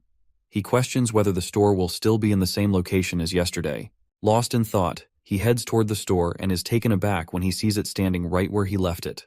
A sense of surprise fills him as he grips the doorknob, convinced that the presence of a real convenience store confirms that it wasn't just a figment of his imagination. Upon entering, doubt creeps back in, and he wonders if he is the only one who can see this place. Suddenly he hears a voice coming from the counter, a man speaking to the manager in a stern tone. Chan glances over and notices that the man is bald. As he closes the door, he catches snippets of their conversation. The bald man tells the manager that if he drinks his soju here, he can leave the empty bottles behind. He adds that he will give her the empty bottles, and if they accumulate to 100 won worth, the price of the soju will come to exactly 2,000 won. That's why he insists on drinking it right there. In reality, the old man is not human. He is an elf. With a laugh, he exclaims that he can down a shot in 1 second and insists there's no problem at all. He orders the manager to serve him right there. As Chan observes the scene, confusion washes over him, and he wishes fervently that it were all just a dream. The manager offers a friendly smile to the elf customer and gently reminds him that, as she mentioned before, drinking in the convenience store is illegal. She urges him to pay for his soju and enjoy it at home instead. This makes the old man feel frustrated, and he presses her with a strict tone, questioning why it is illegal and why she is acting so oddly. He argues that it seems unreasonable for a store selling alcohol to prohibit drinking on the premises. Nervous, the manager tries to clarify that she didn't mean it in that way. But as she falters under the old man's pressure, Chan steps forward, positioning himself between them. Summoning his courage, he addresses the old man firmly, stating that according to the laws, convenience stores are classified as restaurants, which is why drinking there is not permitted. The manager looks at him in surprise. Chan continues, telling the old man that he also cannot drink outside of the convenience store. He urges the elf to simply pay for his drink and enjoy it at home. As Chan speaks up, the manager girl's jaw drops in surprise. She looks at him and asks when he arrived. Chan simply glances back and replies that he just got here, remarking that she is working hard. Their conversation is abruptly interrupted by the loud voice of the elf old man, who calls out to Chan. The manager instinctively covers her ears at the volume of his voice. The old man demands to know how Chan thinks he is to interrupt so suddenly. Without hesitation, Chan responds that he is an employee here. The elf is taken aback by this revelation, his demeanor shifting instantly. He changes his tone, incredulously asking if Chan dares to speak to a customer in that manner, merely because he is just an employee. The elf accuses him of looking down on him simply because he is an elf. Chan, bewildered by the accusation, quickly apologizes and asks when he ever looked down on him. The old man reiterates that by refusing his request, Chan is indeed showing disdain. He claims that both he and the manager are looking down on him because he is an elf, while they are both human. The manager and Chan exchange shocked glances, and Chan, confused, insists that he has done nothing to warrant such a reaction. But suddenly, the elf flops onto the floor like a child, bursting into tears as he cries out that they have indeed looked down on him. Sliding on the floor, the elf old man wails about how saddening everything is, declaring that he feels so sad. In a worried tone, Chan tries to intervene, reminding him that it's dangerous to be lying on the floor like that. However, the old man continues to lament that he is being looked down upon by insignificant human beings simply because he is old. The manager girl observes the scene with a calm demeanor. She gently requests the elf to get up, warning him that he might get hurt if the products on display fall on him. As she speaks, she discreetly places her hand on a secret red button located at the counter. The old man scoffs, suggesting that they are now giving him orders. The manager reassures him that it's not like that. She is merely expressing concern for his safety. Seeing that he isn't comprehending the seriousness of the situation, she decisively presses the button. Shortly after, the police arrive at the convenience store. A wolf-headed policeman approaches the elf, who now appears entirely calm, while a female police inspector asks the manager for details. The inspector notes that the manager claims the elf didn't pay for the alcohol and also accused him of discrimination and disturbing the business. The manager confirms this, adding that she can provide the CCTV footage as evidence. Chan stands back on the counter, wearing his jacket, while the manager girl heads towards the CCTV room with the police officer. As she opens the door, she asks the officer if she needs assistance with operating the CCTV. The police officer shakes her head, assuring her that it's fine and that she will return after reviewing the footage. The manager tells her to take her time. Once the officer enters the room, the manager returns to Chan at the counter. He looks at her and remarks that the elves in this world seem quite different from what he knows. She politely inquires about the elves in his world. At first, he hesitates, unsure of how to explain, but after picturing the scene in his mind, he describes them as noble and beautiful beings. He adds that he always thought of elves as very dignified, but after witnessing the recent events in the store, he is taken aback. With a calm and gentle expression, the manager responds that there were indeed such noble species before the war. Chan looks puzzled, prompting her to elaborate. She explains that decades ago, this world experienced significant scientific advancements, leading to the creation of numerous artifacts designed to enhance the lives of all species. She explains that it was humans who spearheaded the advancements in science and technology, allowing other species to enjoy a more convenient life. Initially, everyone embraced this progress positively, leading to the development of provinces. However, this rapid advancement resulted in the destruction of nature. Despite the comforts that came with this progress, the elves remained staunchly opposed to these changes. Ultimately, tensions escalated into war. Surprised, Chan asks if the war erupted solely because of scientific technology. She confirms this, noting that the elves, as a nature-friendly species, could not tolerate the destruction of their environment caused by human advancements. The elves responded by dismantling many buildings and factories, prompting the other species to take sides.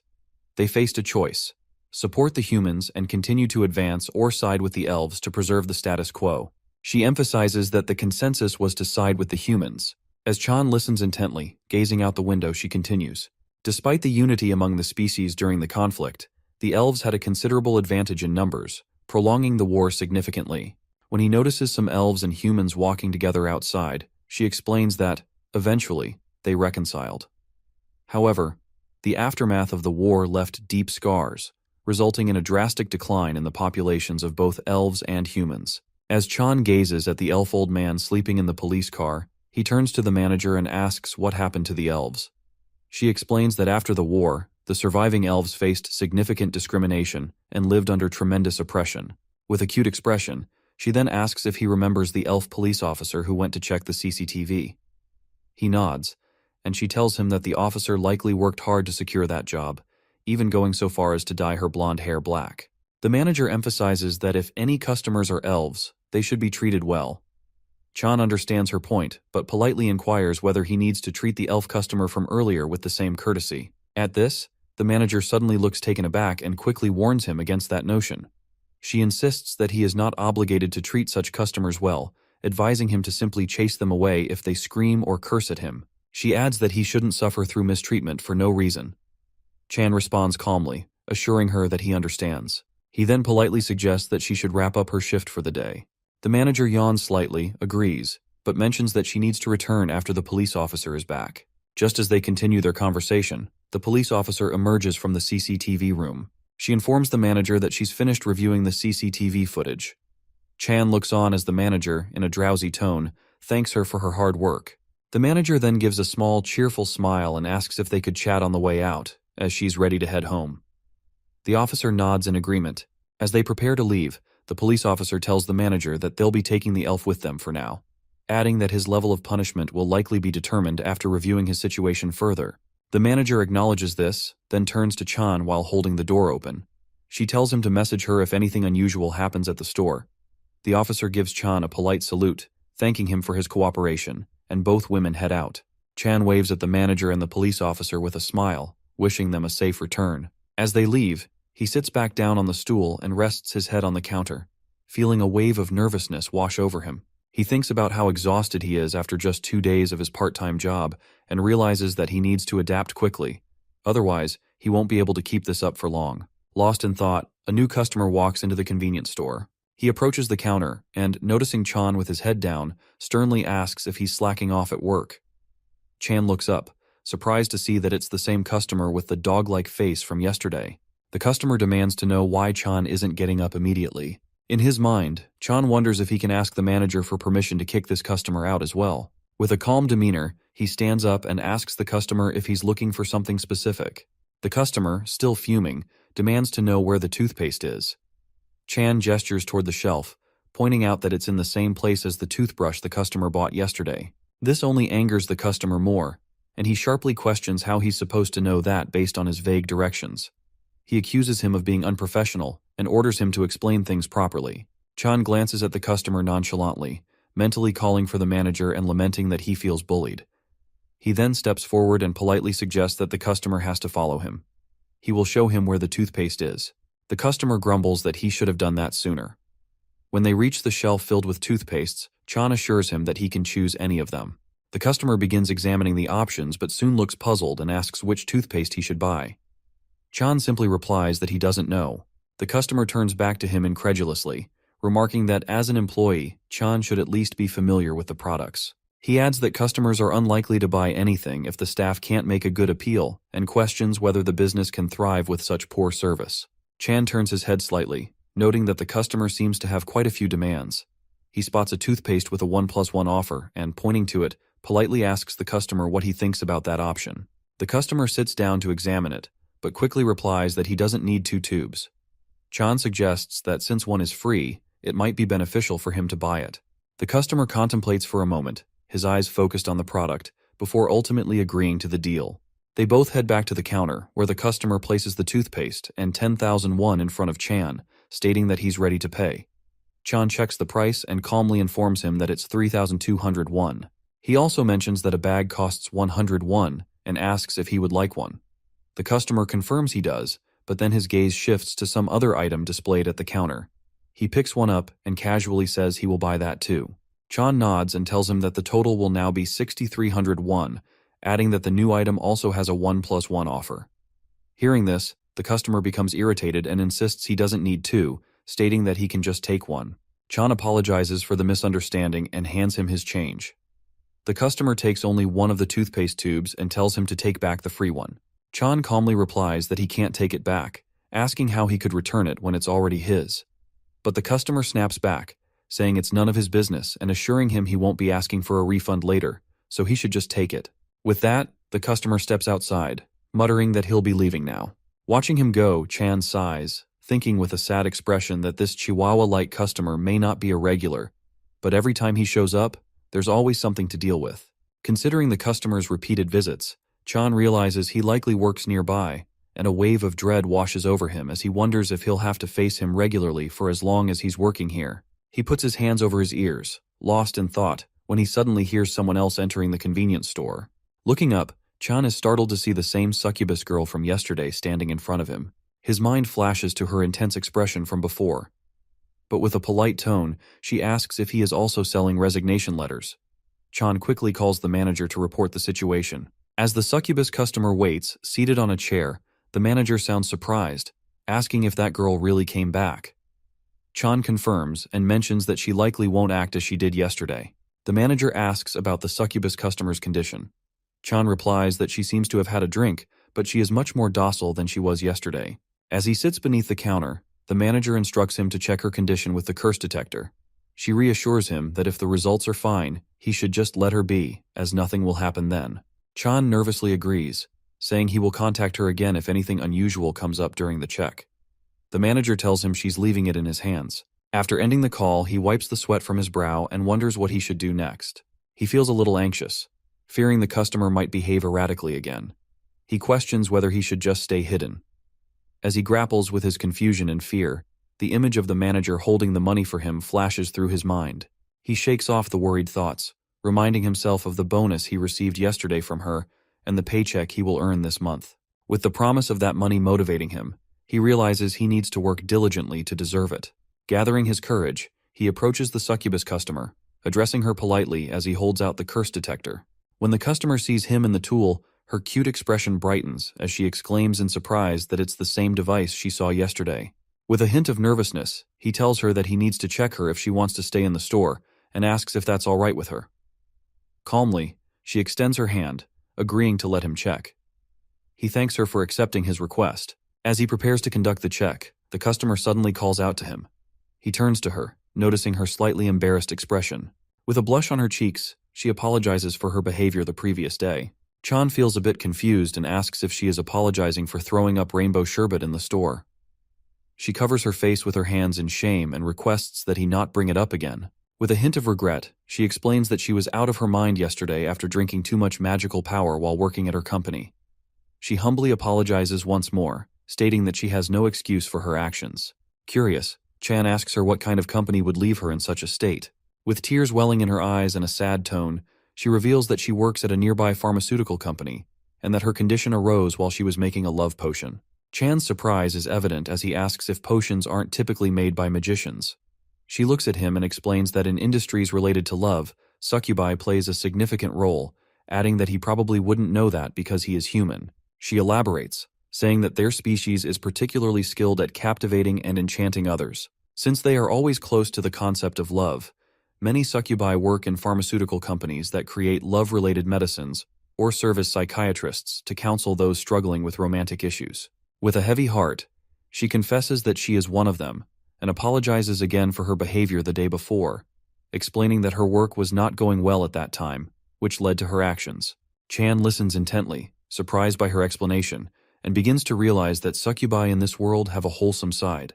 However, he can't shake the feeling that something still seems off. He gently asks her why she is considering quitting her job, adding that he thinks her role suits her well and wonders why she is searching for a resignation letter. At this question, she rubs her fingers in frustration, and suddenly tears stream down her face. With a sad expression, she reveals that the reason for her distress is that she has never been on a date, nor does she understand what love truly means. Chan is completely stunned by her revelation and questions in confusion how it's possible, given that she is from a succubus species. In response, the customer pounds her fists on the table in a moment of frustration. She acknowledges that it's true, but explains that she focused so much on her studies that there was no space for romance in her life. She shares that she graduated as a student with a rather lonely existence. Taking a deep breath, she continues, saying she tried hard at her first job, but because she doesn't understand love, her work is suffering. Still feeling downcast, she adds that when she asks her seniors or colleagues about love, they all offer different opinions, leaving her unsure about what to believe. She admits that she feels perhaps this job isn't right for her, which is why she has been looking for a resignation letter. After listening to her, Chan responds with a calm expression, acknowledging that she must be quite troubled by all of this. She agrees, and he realizes he has ended up hearing about her personal struggles. Holding the curse detector in his hand, he addresses her in a reassuring tone, encouraging her to stay positive and cheer up. As she gazes at him with tears in her eyes, he reassures her that everyone struggles when they start their first job, so there's no need for her to dwell on it negatively. Inspired by his calm demeanor, she decides to share the real reason for her visit, mentioning that she came because she remembered something he said yesterday. He feels a bit confused and asks her to elaborate. She recalls the scene from yesterday, noting that he had mentioned something about wanting something he couldn't have while she was in the taxi. Chan responds simply, stating that he had spoken those words without much thought. However, she abruptly stands up from the table, her frustration bubbling over as she exclaims that she was shocked by what he said. Taken aback by her sudden intensity, Chan listens as she explains that everyone else either describes love as easy, enjoyable, and joyful, or as bothersome and painful, but he was the only one who had offered a different perspective. Chan attempts to calm her, but she insists that his words keep lingering in her mind because they were so fresh and new to her. She steps closer to him, clasping her hands in front of her and, with tears in her eyes, pleads for him to share his thoughts on the meaning of love. She genuinely wants to hear his answer. Chan feels a pang of sympathy as he looks at her. He closes his eyes in nervousness, remembering that he saw a similar expression in her eyes yesterday. With a gentle tone, he apologizes and admits that he, too, doesn't understand love, and that his earlier comment was made without much thought. Feeling a bit apprehensive, he reveals that he has never dated anyone before. Surprised, she calms down and asks why he hasn't pursued a relationship. He shrugs and replies that it's likely because his face looks so dull, which has kept others from showing interest. As they share a moment of silence, their eyes locked, sadness washes over Chan. Suddenly he turns his gaze away, tears welling in his eyes as he silently wishes for her not to try to understand him too deeply and to simply go home. After that moment, they both take a seat at the table. The customer pulls out a tablet, opens the notepad app, and cheerfully informs him that they are ready to exchange information about each other. She plans to write down their conversation for future reference. With a cute smile, she reassures him that whatever he shares won't be leaked to anyone else. It will only be used for her own purposes, so he can answer her questions comfortably. Chan returns her smile but inwardly wonders why he should participate in this exchange. As he observes her glowing expression, he contemplates what questions she might ask. However, he doubts he can provide any valuable insights, given that he has been single for 29 years. He feels he won't be of any help to her at all. Realizing he should change the subject, he calls her attention and asks, rather than interviewing others, what her thoughts are on getting into a relationship. Surprised by his question, she can't believe he actually asked her that. Chan nods, admitting it might be a bit awkward to say, but he imagines that people around her must have tried to set her up with someone. He asks if she's ever been in that situation. She calmly twirls her pencil and agrees, explaining that people had indeed tried, but she avoided it all because it scared her. Chan is surprised and she continues, saying that when she first started at the company, she studied love extensively. She read every book and asked many people, and while they all described love as a wonderful thing, it was also something intangible and deeply personal. Everyone had a unique experience of it, which led her to worry about what would happen if love was entirely different from what she expected. She admits with a sad expression that this thought really frightened her, so she avoided it at any cost. After sharing this, she asks him if it's strange for a succubus to fear love. Chan quickly reassures her that it's not strange at all, and she looks at him with hopeful, curious eyes. He explains that everyone fears what they can't see or fully understand, and human emotions in particular are complex and difficult to grasp, especially at first. He adds that among all emotions, love is the most complex, so it's no wonder that starting a romantic relationship isn't easy. However, a thought crosses his mind, and he asks her how she views love lightly, considering her job is related to it. The customer looks confused by the question. With a serious demeanor, he explains that although she described love as a wonderful thing earlier, he doesn't entirely agree with that sentiment. Taken aback, she quickly asks why he feels this way. Calmly, he recounts an experience he had with a friend. He tells her that when his friend was dating, he often bragged about his partner, claiming he couldn't live without her. His girlfriend seemed equally happy, and his friend frequently insisted they were a match made in heaven. However, once they got married and began living together, they started noticing flaws in each other that they had previously overlooked. For instance, there were times when his friend wanted a specific dish, but his wife refused to make it. Chan continues, saying that their disagreements over these small issues led to frequent arguments, ultimately causing his friend to regret getting married. As Chan shares the story, the customer taps away on her tablet, noting each detail and analyzing the factors that led to his friend's relationship struggles. After a moment, she comments thoughtfully, suggesting that his friend and his partner might have been very different from each other. Chan nods, replying that it certainly seems that way, and mentioning how his friend used to adore everything about her when they were dating, though he notices that many people around him seem to go through the same thing. He adds with a serious expression that love often seems to change with circumstances, though truly great things, in his opinion, usually remain constant.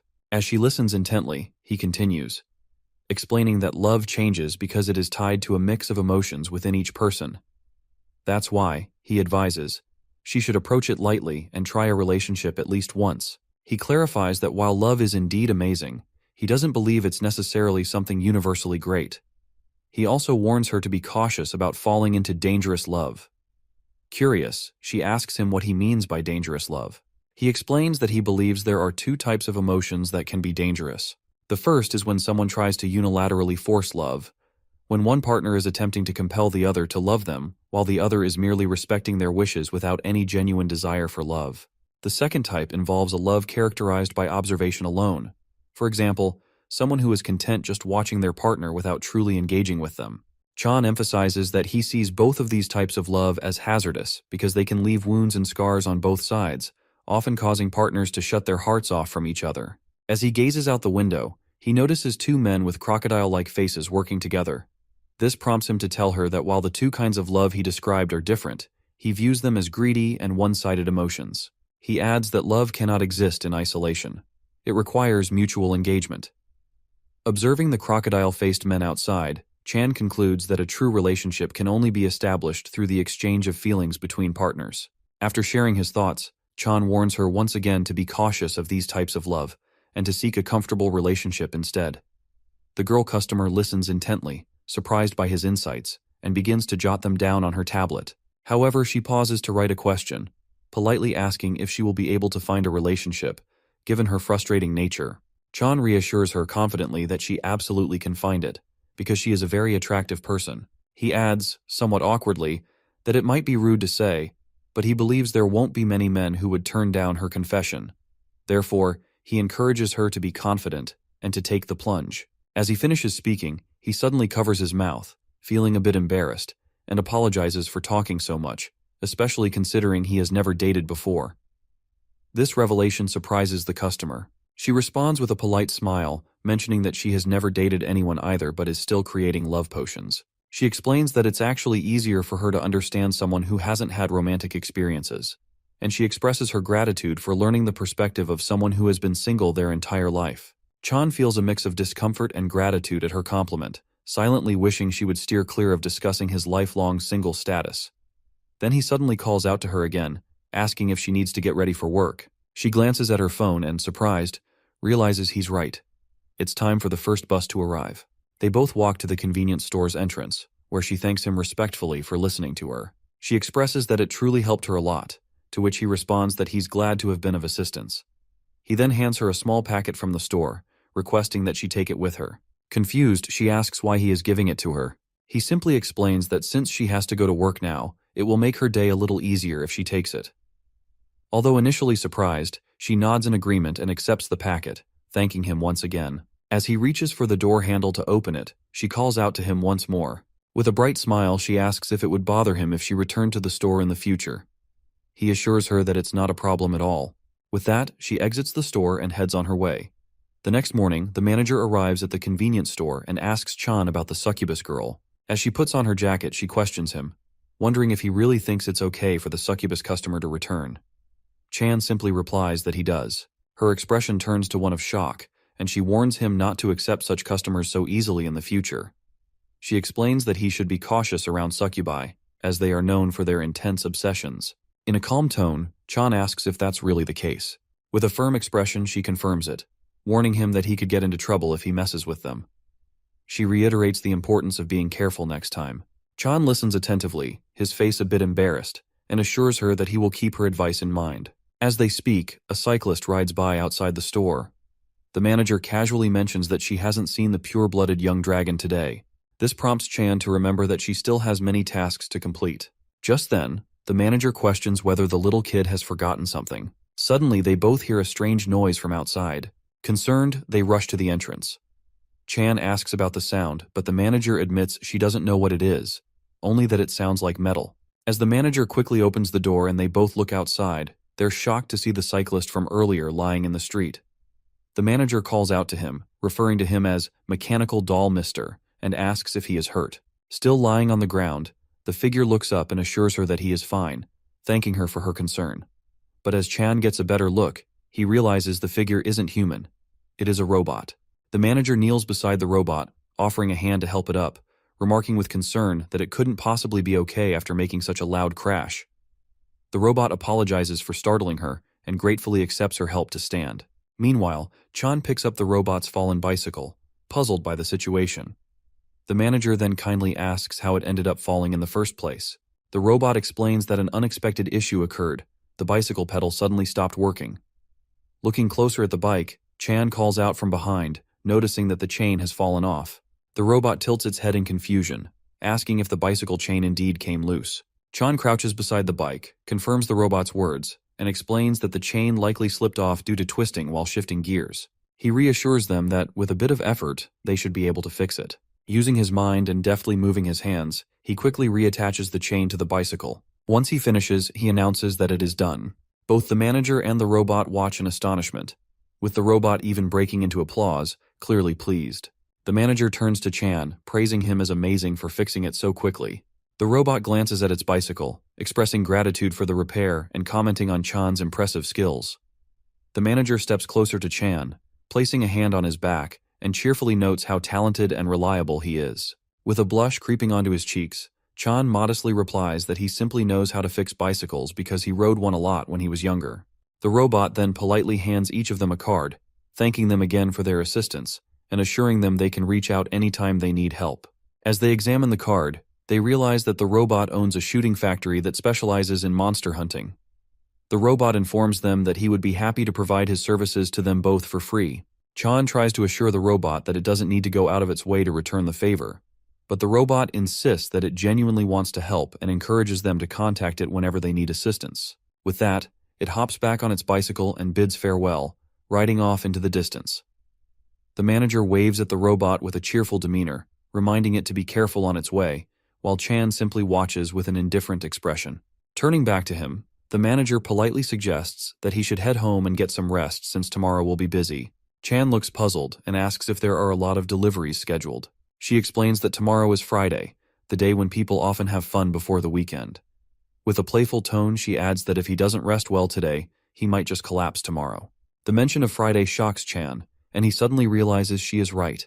He reflects that he must have forgotten, as it has been so long since he last worked in a convenience store. In his mind, he acknowledges that Fridays are notorious for being wild party days for convenience store workers.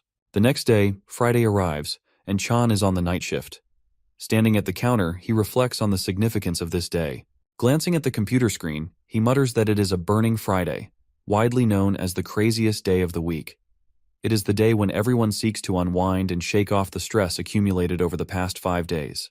However, he muses about the source of this relief. Then he realizes that of course it is the alcohol, acknowledging that every liquor store profits significantly on this day, including the convenience store. At this time, the atmosphere in the store is lively, with a couple of customers enjoying themselves. 2 guys with elf ears are causing a stir. One of them is clutching a bottle while the other sits on the floor, munching on snacks and laughing wholeheartedly. The guy holding the bottle turns to his friend and announces that he will now sing song number 18, asking if he's ready to listen. With a bright smile, the second elf eagerly agrees, and the first one begins to sing with carefree joy. As the 2 guys revel in the moment behind the shelves, a new girl customer enters the store, drawn in by the song. With long wings sprouting from her back, beautiful hair, and eagle-like feet, she exudes an enchanting presence. The girl dances joyfully to the music, her cute and happy demeanor lighting up the store. Meanwhile, Chan stands at the counter, his expression one of exasperation.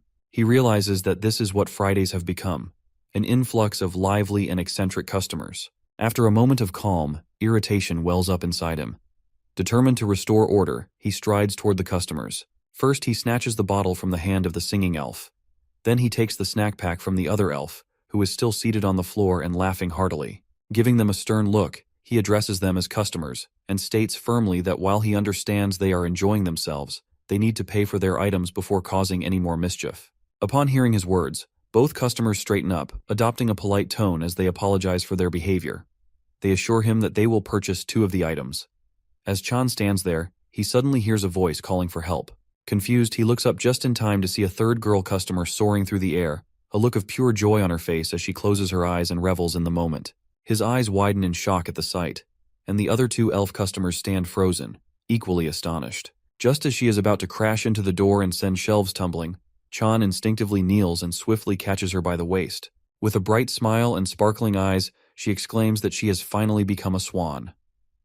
Frustrated, Chan thinks that she really should be doing these kinds of things at home instead of here in the store. He stands up, gently pulls her down, and adopts a serious tone, urging her not to behave this way and instructing her to go home. As he tries to manage the situation, a sudden loud crash reverberates through the store, followed by the panicked screams of the 2 elf customers. Chan glances over to the counter and sees the 2 elves sprawled on the floor, completely stunned by the chaos scene happening around them. He notices that another customer, a bull-headed figure, has crashed through the store's door and is now sitting on the floor. The bull looks up, the handle of the broken door still tangled in his horns, and with a confused tone, he asks where he is. Chan gently lays the eagle girl down on the floor, feeling both worried and stunned as he takes in the sight of the completely shattered door. The bull guy hiccups and politely inquires about the source of the commotion. Chan's frustration boils over as he thinks to himself, tears welling up, that the bull has smashed into a glass door and mutters under his breath that he is a bad guy. Moments later, all the remaining customers begin to exit the store calmly, leaving Chan alone with the chaos. He quickly calls the manager, who is at home. She answers with a light-hearted tone, asking if he is still alive. With widened eyes, Chan pleads for her to save him from this mess. However, the manager, lying on her bed and feeling utterly drained from work, apologizes. She mentions that she feels like she's about to collapse and leans back, rubbing her eyes as she tells him it has been particularly rough today, remarking that they haven't had customers like this before. Chan inquires about what she means by her unusual customers. The manager begins to recount her own experiences from the day shift. She explains that a goblin had asked her to split the total across several cards while making a payment, and there was a long line of customers waiting behind him. The goblin insisted that this would save her 1,001. On top of that, a lady had suddenly cut in line. As the manager requested the goblin to pay with a single card, the lady pushed forward, placing her items on the counter and demanding that the manager process her payment first. When the manager tried to explain that it wasn't her turn and that she would have to wait, a fight broke out between the goblin and the lady. The goblin, irritated, shouted that he was still in the middle of paying. The manager continues to share her frustrations with Chan over the phone, noting that while picky customers are common on Fridays, today has been particularly challenging. Listening to her recount these incidents, Chan stands at the counter with a serious expression, realizing that the manager has endured a lot as well. He concludes that there is not much they can do about the situation. Then, the manager checks in on him, expressing concern that he seemed exhausted earlier and asking if he is okay. Meanwhile, Chan glances at the broken door, which he has temporarily covered with cardboard. When the manager asks him if something happened, he simply replies that a minotaur shattered the door. As she changes into her sleeping clothes and processes what he just said, her expression shifts to one of shock. With a worried tone, she asks if he is okay, and if he was injured in any way. Chan reassures her politely that he is perfectly fine. He adds that he has already obtained the contact information of the minotaur responsible for the damage and has put a temporary fix in place, so she doesn't need to worry. However, when he looks at the phone and notices her silence, he thinks to himself that she must be truly shocked by the news of the door being smashed. Concern washes over him as he wonders if he might have overwhelmed her with too much information. He realizes he should have framed his words more carefully to lessen the shock. Feeling a sense of responsibility, he decides that he should at least try to comfort her. Just then, the manager speaks up, calmly telling him that she needs to find a tool that will be useful for him. Intrigued, he asks about it, and she confirms that she has been thinking about this for a while and will prepare it as soon as possible. He assures her that she doesn't need to go to the trouble, but she responds by explaining that every species in their world possesses magical powers. She elaborates that each species exhibits unique physical and magical abilities based on their characteristics. For instance, elves remain youthful and have long lifespans, while succubi excel at captivating others, and so on. She expresses her belief that, among these diverse species with various talents, Chan faces the highest risk of exposure to dangers in this world because he hails from an entirely different realm. However, she reassures him that he possesses an anti-magic constitution, allowing him to control it with his will, which grants him the power to protect himself. As she speaks, she adds that they still don't know if this ability will safeguard him against extreme magical powers, and she points out that he cannot physically overcome them either. After explaining all of this, she emphasizes that her concerns are solely for his safety, assuring him that he need not feel burdened by it. She asks him to trust her guidance. In a polite tone, he agrees, and replies that he looks forward to it. She then mentions that she will go find some equipment now and wishes him good luck for the rest of his shift. He agrees with her and reassures her that there's no need to worry. As they end the phone call, Chan reflects on his thoughts and realizes that he has felt this way before. He genuinely believes the manager is a really good person. He thinks to himself that she truly cares about him, even though he is just a part-time worker. He decides that he should at least buy her some food when he receives his first salary. Lost in his thoughts, another customer enters the convenience store. When the customer calls out to him, Chan warmly welcomes him and asks if he is looking for anything in particular. The customer shares his needs and requests Chan to help him find the items. Chan agrees and prepares to assist him with the payment as well. However, as the customer places his hand on the counter, Chan notices a scar on his hand and is taken aback. Observing Chan's reaction, the customer apologizes. Chan quickly apologizes in return and explains that it's the first time he has seen such a scar, causing him to be momentarily stunned without realizing it. The customer reassures him, commenting that it is not unusual for people to have scars like these. The customer appears quite unusual, sporting wolf-like ears atop his head. He offers Chan a smile and assures him not to worry, noting that anyone filled with curiosity is bound to react like that. Then he asks if he can rest here for a while. With a gentle tone, Chan agrees, thinking that he has never encountered such a kind middle-aged man before. He tells the customer that he can rest comfortably at the counter. The man expresses his gratitude for Chan's kindness and begins fiddling with his phone while still standing at the counter. After some time, Chan glances over and thinks that the man has been occupied for quite a while. He wonders to himself if the customer is particularly busy. He examines the man's attire and wonders if, dressed in a suit this late at night, he might be an office worker pulling overtime.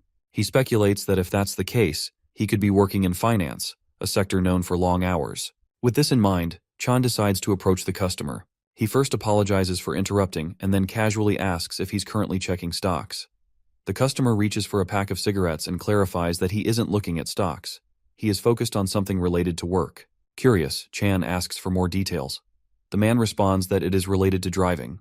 Chan is taken aback when the customer shows him something on his phone and, with a smile, reveals that he works as a chauffeur. After a while, a multitude of cars comes to a halt outside the convenience store, caught in traffic.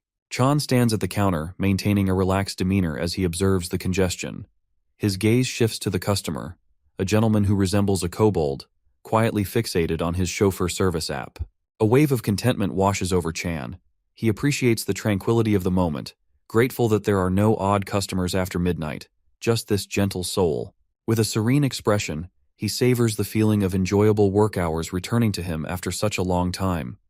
In his heart, he hopes for this peaceful atmosphere to continue. As he revels in these calm moments, the customer suddenly calls out to him. Curious, Chan inquires about the reason. The customer holds out his phone, displaying a location, and politely asks if Chan knows where it is. Chan takes the phone, examines it closely, and apologetically informs him that he has only recently started working in this area, so he isn't familiar with it. To Chan's surprise, the customer responds with a smile, expressing his relief at hearing that. He adds that he hasn't been working as a chauffeur for long either. He calmly inquires about how things are going and if the job is manageable. With a composed expression, Chan replies that it was fine until yesterday, but today a minotaur smashed the door, leaving him quite exhausted. The customer chuckles softly, commenting that such a situation explains a lot. He mentions that he had been wondering what happened to the door. As they engage in their relaxed conversation, a sudden jarring noise interrupts them, like heavy objects colliding. Startled, Chan freezes while the customer glances outside, his demeanor shifting to serious.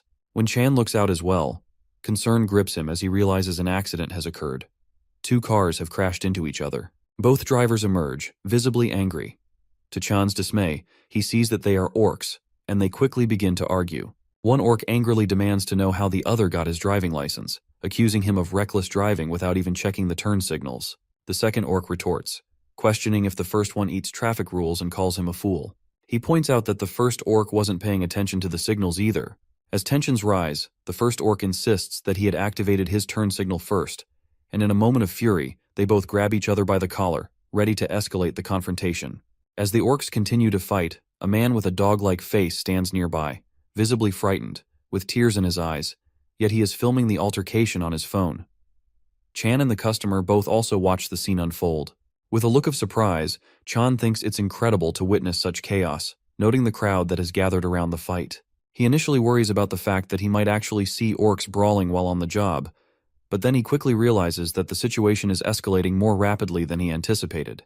As the orcs grapple on the ground, Chan thinks it would be wise for them to contact their insurance company before the fighting gets out of hand. Though others in the crowd observe, most simply continue on their way. Two mice stand at the edge of the scene, one asking the other if the orcs are fighting again. The second mouse replies nonchalantly that this is just how they always are. A passing goblin adds that they should just ignore the commotion. Watching the entire situation in front of him, Chan concludes that it appears to be quite serious, yet everyone around him is simply walking past. He feels puzzled, wondering if such brawls are a common occurrence in this world. Amazed, he murmurs to himself that it truly is a different world. Amid his thoughts, the wolf-like customer politely asks if Chan thinks he will get into trouble for witnessing the fight. Chan simply asks why he would get in trouble. The wolf customer calmly replies that if the orcs continue fighting, he doubts they will have any customers, and he thinks Chan's business won't fare well today. Glancing back at the orcs, who are still caught up in their brawl, Chan admits that he understands why, as everyone is preoccupied watching the fight. He adds that it does seem like business will suffer because of it. At that moment, the wolf customer steps forward, saying he should go and warn the orcs. He approaches them and calls out to the young fighters. The orcs turn to him in confusion as he remarks on how great it is to see them so energetic, but suggests they should stop fighting and clear the street instead.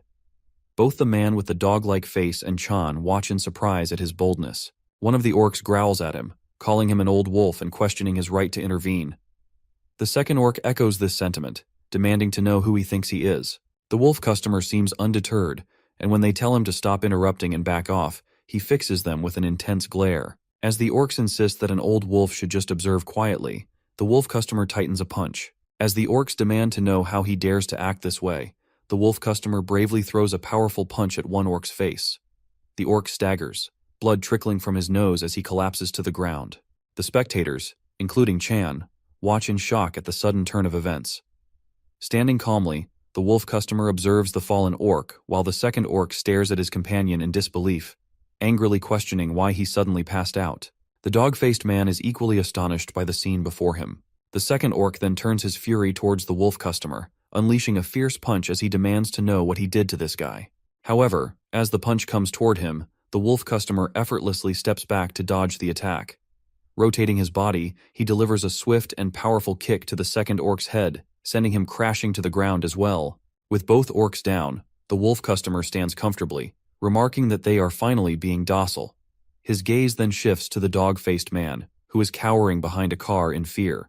The wolf customer calls out to him, and the man peeks cautiously at him, inquiring about what he wants. The wolf customer simply rubs his coat and calmly suggests that since things have settled down, it might be a good time to call the police and the insurance company. The dog-faced man agrees with the wolf customer and thanks him for his assistance. The wolf customer brushes it off, wishing him good luck in handling the situation from now on. He returns to Chan, who is still in disbelief over his impressive moves. Chan asks him what he did before becoming a chauffeur and what species he is. The wolf customer politely replies that he is a werewolf, noting that it might be hard to tell since it isn't a full moon yet. He adds that in his younger days, he dabbled in various things, but now he considers himself just a retired old man. Chan is surprised, thinking that the wolf customer seems like a genuinely cool person. He reflects on the scar on his hand and how easily he handled the situation earlier, convinced that the wolf customer must have had some extraordinary experiences. As the wolf customer glances at his phone, he informs Chan that it's time for him to get back to work. He thanks Chan for allowing him to rest in the convenience store, but Chan insists that it was nothing worth mentioning. Just then, the police arrive, and the same elf police officer approaches the dog-faced man, who is now involved in handling the aftermath of the confrontation. Meanwhile, Chan asks the wolf customer if he has a business card or something similar, explaining that a lot of drunk customers come into the store. He wonders if he could contact him if they ever need a chauffeur. The wolf customer chuckles softly and replies that he would be happy if Chan did just that. He then pulls out a card from his coat and hands it to Chan, requesting that he keep in touch. Chan accepts the card and returns to the store. Sitting on the stool behind the counter, he examines the card with intense focus. To him, it appears to be just a regular business card. Suddenly, a memory flashes in his mind. The scene when he pulled out a photo from a customer's ID card, which had emitted strange lights. As he reflects on this, he realizes that the card doesn't seem strange like the fake ID he had encountered before. He also recalls the wolf customer's words about not wanting to be a bother and asking if he could come to rest in the store sometime. This thought reassures Chan that the wolf guy truly doesn't seem like a scammer at all. Lost in his thoughts, Chan notices another customer entering the convenience store. To his surprise, this customer is holding a small pet dog in his arms. Chan greets him and the customer asks for 2 packs of cigarettes. Chan politely informs him that pets aren't allowed inside the store and requests that he tie the dog up outside before coming back in. Looking at the customer closely, Chan observes that he has a fish-like face. With a calm demeanor, the customer assures Chan that his pet won't cause any trouble. He pleads with him to allow the dog to stay inside just for a little while. The customer insists that his dog is very quiet and hardly barks. He reassures Chan that he will be in and out as soon as he buys his beer and cigarettes, kindly asking him to overlook the rule just this once. Chan thinks it over, reasoning that there likely won't be any other customers during this time, so it should be fine. He agrees but warns the customer to keep a tight hold on the dog. The customer nods in agreement and starts browsing the shelves while still holding his pet. Suddenly, Chan's phone beeps, indicating he has received a message. He pulls it out of his pocket and sees that it's from the manager. She inquires about the equipment they had discussed earlier, asking if there's anything specific he needs. Chan contemplates what special equipment would be beneficial for his work and concludes that a large mop for cleaning would be ideal. He quickly types a message, requesting a huge mop. The manager replies with a surprised picture of an animal, but reassures him that she will prepare it herself. She then asks if there's anything else he might need. He replies to the manager, saying she can choose whatever she thinks is best, and that he would appreciate anything she decides. Just then, the customer returns to the counter, placing his bottles and cigarettes on the surface. He sets his card on top of the bottles and requests that Chan can process the payment for both the drinks and the cigarettes. Chan agrees, inserts the card into the machine, and tells the customer to hold on for a moment. However, he is taken aback when the machine indicates that the card's spending limit has been reached. The customer, opening the cigarette packet, looks equally surprised. He mutters that this is inconvenient and admits he doesn't have any other card on him at the moment. Chan suggests that the customer could transfer the money via bank account, but the customer explains that he doesn't have his phone with him either, as he just stepped out for a walk. Inquiring about the next steps, Chan watches as the customer gestures toward his pet dog. The customer reluctantly states that they have no choice but for him to return home and grab his wallet. He asks Chan to keep an eye on the dog until he gets back. As Chan gazes at the little dog, he is taken aback, realizing that the customer had said he would leave immediately, yet he is just leaving his pet behind. The customer assures him that he will return in 10 minutes. When Chan tries to express that it's a bit difficult to leave the dog, the customer sets it on the counter, insisting that it won't bite and is well behaved. He adds that since he intends to buy everything, he's leaving the dog with Chan just in case he doesn't believe him. The customer then asks if he should just take the dog with him instead. Chan reassures the customer to leave the dog and urges him to return quickly. The customer heads out of the convenience store, whistling a calm tune. Chan watches him leave, still surprised that he actually left the dog behind. The little dog looks up at him with big, innocent eyes, and Chan muses about the oddity of the pet owner. He wonders how someone could leave their dog with a stranger like this. Taking a moment to observe the dog, Chan reaches out and gently pats its head. He speaks softly to it, acknowledging that it is the only one suffering because of its peculiar owner. He adds that with such an owner, the dog must be living a pretty difficult life. He wonders aloud if the dog has anything to say about it. Closing his eyes, Chan comments that if the dog could speak, it would likely have a lot to share. To his astonishment, the dog suddenly replies that it does have something it wants to say. Chan's eyes widened in shock. The dog continues, explaining that it is unsure whether it would be okay to say it out loud, which is why it often remains silent.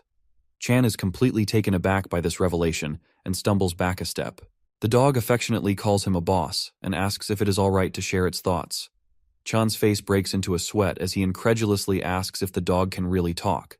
The dog simply replies, "Yes." Chan leans closer, asking why the dog didn't speak up in front of its owner earlier, noting that if it had, this situation might not have happened.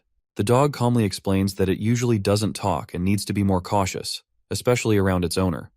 Confused, Chan asks for the reason behind this caution. The dog recalls a moment when his owner scolded him, saying his voice was too loud for his small size. Thinking back on it, he tells Chan that whenever he barks, his owner threatens him with vocal cord removal surgery, insisting that he'll go through with it if he doesn't quiet down. Chan frowns sadly, realizing that his suspicions about the owner were correct. He is not a good one. He moves a stool closer to the dog and, speaking gently, asks for its name and age.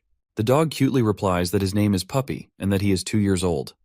As he scratches Puppy's face, he comments on how well he speaks for a 2-year-old. Puppy explains that dogs are considered adults by the age of 2, so it's nothing extraordinary for him. Chan nods in understanding, admitting that he doesn't know much about dogs. He then calls out Puppy's name and asks if he has ever seen any other dogs that can talk. Puppy thinks for a moment, recalling scenes where many other dogs play with their owners, and replies that he has never seen any of them speak. He reflects that other dogs simply enjoy their time with their owners and bark.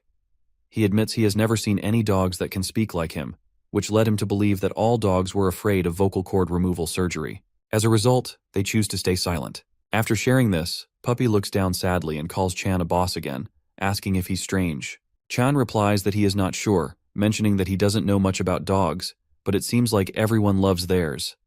He recalls that one of his acquaintances even took their dog on an overseas trip.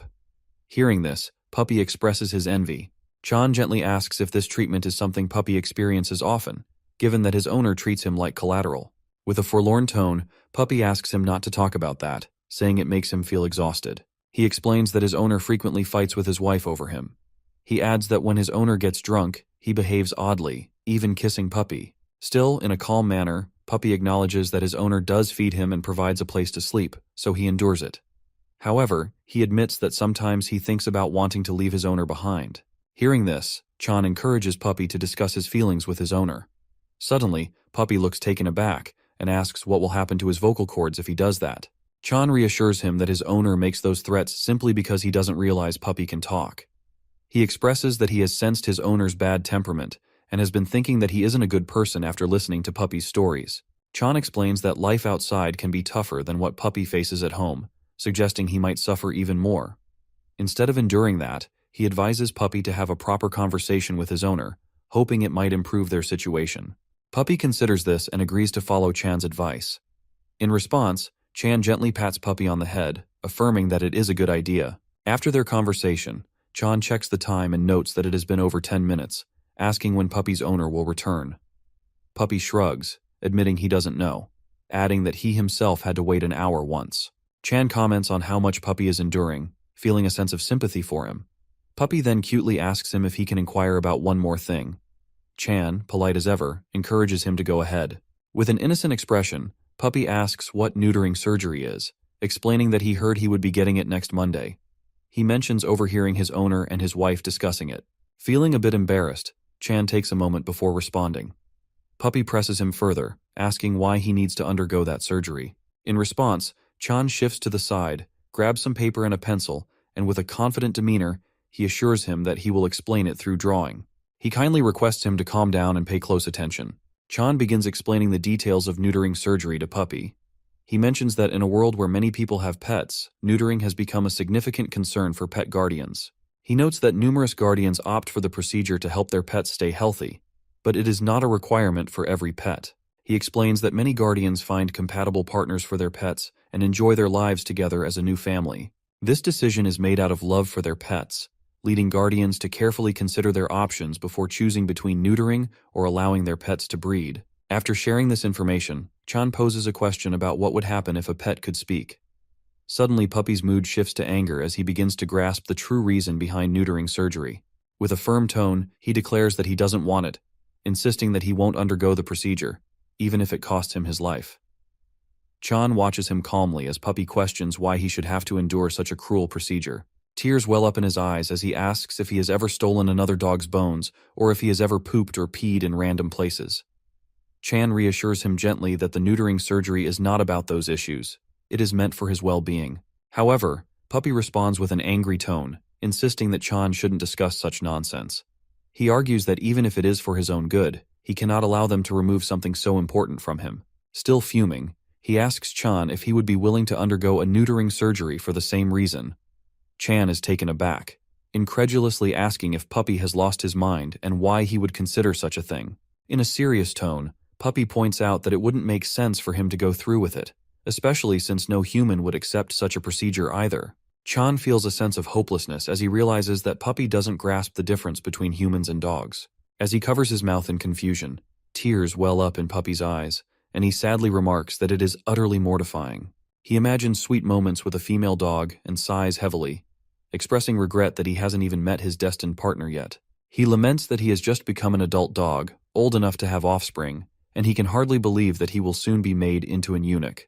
Puppy wonders aloud what kind of sin he must have committed in his past life to deserve this fate, prompting Chan to realize that perhaps he shouldn't have brought it up in the first place. After a while, as Puppy begins to calm down, Chan offers him some water and encourages him to drink.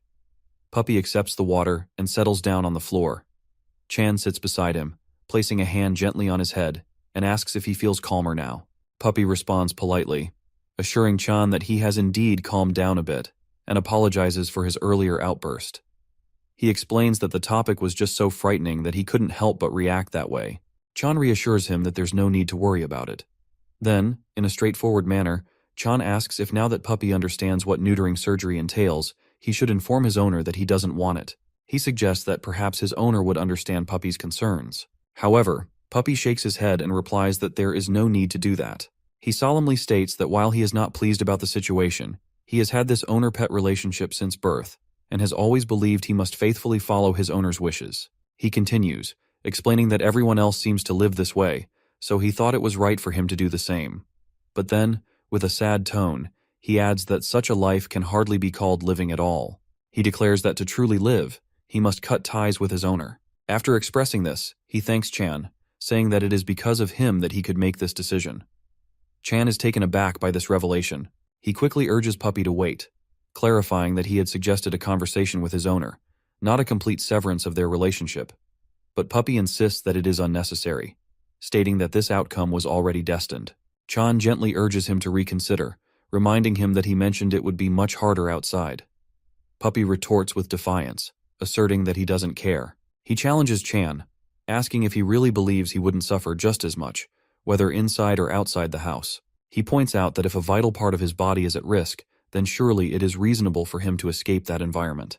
Chan pauses for a moment, acknowledging the logic in Puppy's response. He nods, admitting that Puppy has a valid point. Puppy states that he has made his decision and hopes that Chan will assist him. He politely asks if he can remove his collar first. Chan agrees and unfastens the collar. As soon as it comes off, Puppy relaxes and stretches his neck. Chan watches, wondering if it's appropriate to do this. Taking a few deep breaths, Puppy remarks that he feels refreshed. Chan then asks if there is anything else he can do to help. With the morning light filtering in and his owner approaching from the direction of the convenience store, Puppy comments affirmatively. He expresses his desire for Chan to help him have a conversation with his owner before he leaves. Surprised, Chan asks if Puppy is planning to say goodbye before departing. With a calm demeanor, Puppy explains that although their relationship hasn't been great, he still wants to bid farewell. He acknowledges that he harbors affection for his owner, despite his resentment, and feels the need to clarify his feelings. Understanding the situation, Chan nods and assures Puppy that he will help him with this final conversation. As they continue their conversation, the store's door swings open, and the owner returns. Chan stands up from the floor and remarks calmly that it is good the owner has come back. However, when the owner sees Puppy without his collar, he looks surprised and demands to know what is going on. Puppy stares back at him, and the owner sharply questions why Puppy isn't wearing his collar. He then turns to Chan, asking if he was the one who removed it. Chan feels a wave of nervousness wash over him, but manages to address the customer respectfully. He mentions that Puppy has something he wants to share. The owner, now looking annoyed, is taken aback and exclaims in disbelief about the absurdity of a dog speaking. Just then, Puppy speaks up, addressing the owner seriously. He asks if he really left to get his wallet after leaving Puppy there, and if he genuinely intends to make him an eunuch next week. The owner's eyes widen in shock, and he stares at Puppy, utterly astonished. He finally admits that Puppy's claims are true. Puppy rubs his paws on the floor and thanks the owner for his honest response. He steps forward and informs him that he will be leaving from this day forward, stating that there's no need for the owner to ask for a reason or to search for him anymore. With a simple farewell, he wishes the owner good health. The owner looks confused, while Chan watches the interaction closely. As Puppy opens the store's door, he glances back at Chan and sweetly asks if he can return later. Chan thinks for a moment, then smiles and assures him that he is always welcome to come back. Puppy beams at him, expressing his gratitude for Chan's kindness. He also hopes that Chan's business thrives. Watching this exchange, the owner's expression turns sorrowful, and tears well up in his eyes as he calls for his dog. Chan, noticing the owner's distress, grows concerned for him. After that moment, Chan takes a few moments to tidy up the store and ties a large bag of trash. Standing back, he feels a sense of relief and laughs lightly, commenting that peace has finally returned. As he reflects on past events, he recalls the moment when the dog's owner rushed out of the store, desperately trying to catch up with his pet. In his haste, he had left his wallet behind. Chan had attempted to alert him, but the owner was so consumed with worry that he didn't hear Chan's voice over the sound of his own distress, tears streaming down his face as he chased after his dog. Now, as Chan drags the trash bag from the store, he contemplates whether the owner's frantic pursuit indicated his love for the pet, despite his shortcomings as a guardian. Crossing the street to dispose of the trash, Chan wonders about the relationship between Puppy and his owner, realizing they will have to work through their issues on their own. While lost in thought, Chan suddenly hears a soft sneezing sound. He turns to see the same little girl from before, riding her bicycle and sneezing adorably. Recognizing her, he smiles and recalls how she had made presents for Mother's Day. She looks up at him with a cheerful expression, calls him Mr., and waves enthusiastically. They both enter the store, and the little girl sits down at the table, looking at him with wide, curious eyes. Chan calmly picks up a cup and pours hot water into it, seemingly ignoring her as she watches with confusion. Then, bringing the cup and a small packet of medicine over to her, he gently suggests she take the medicine since she was sneezing. He adds with a smile that once she's finished, he will bring her some cocoa. However, her face falls, and she looks down.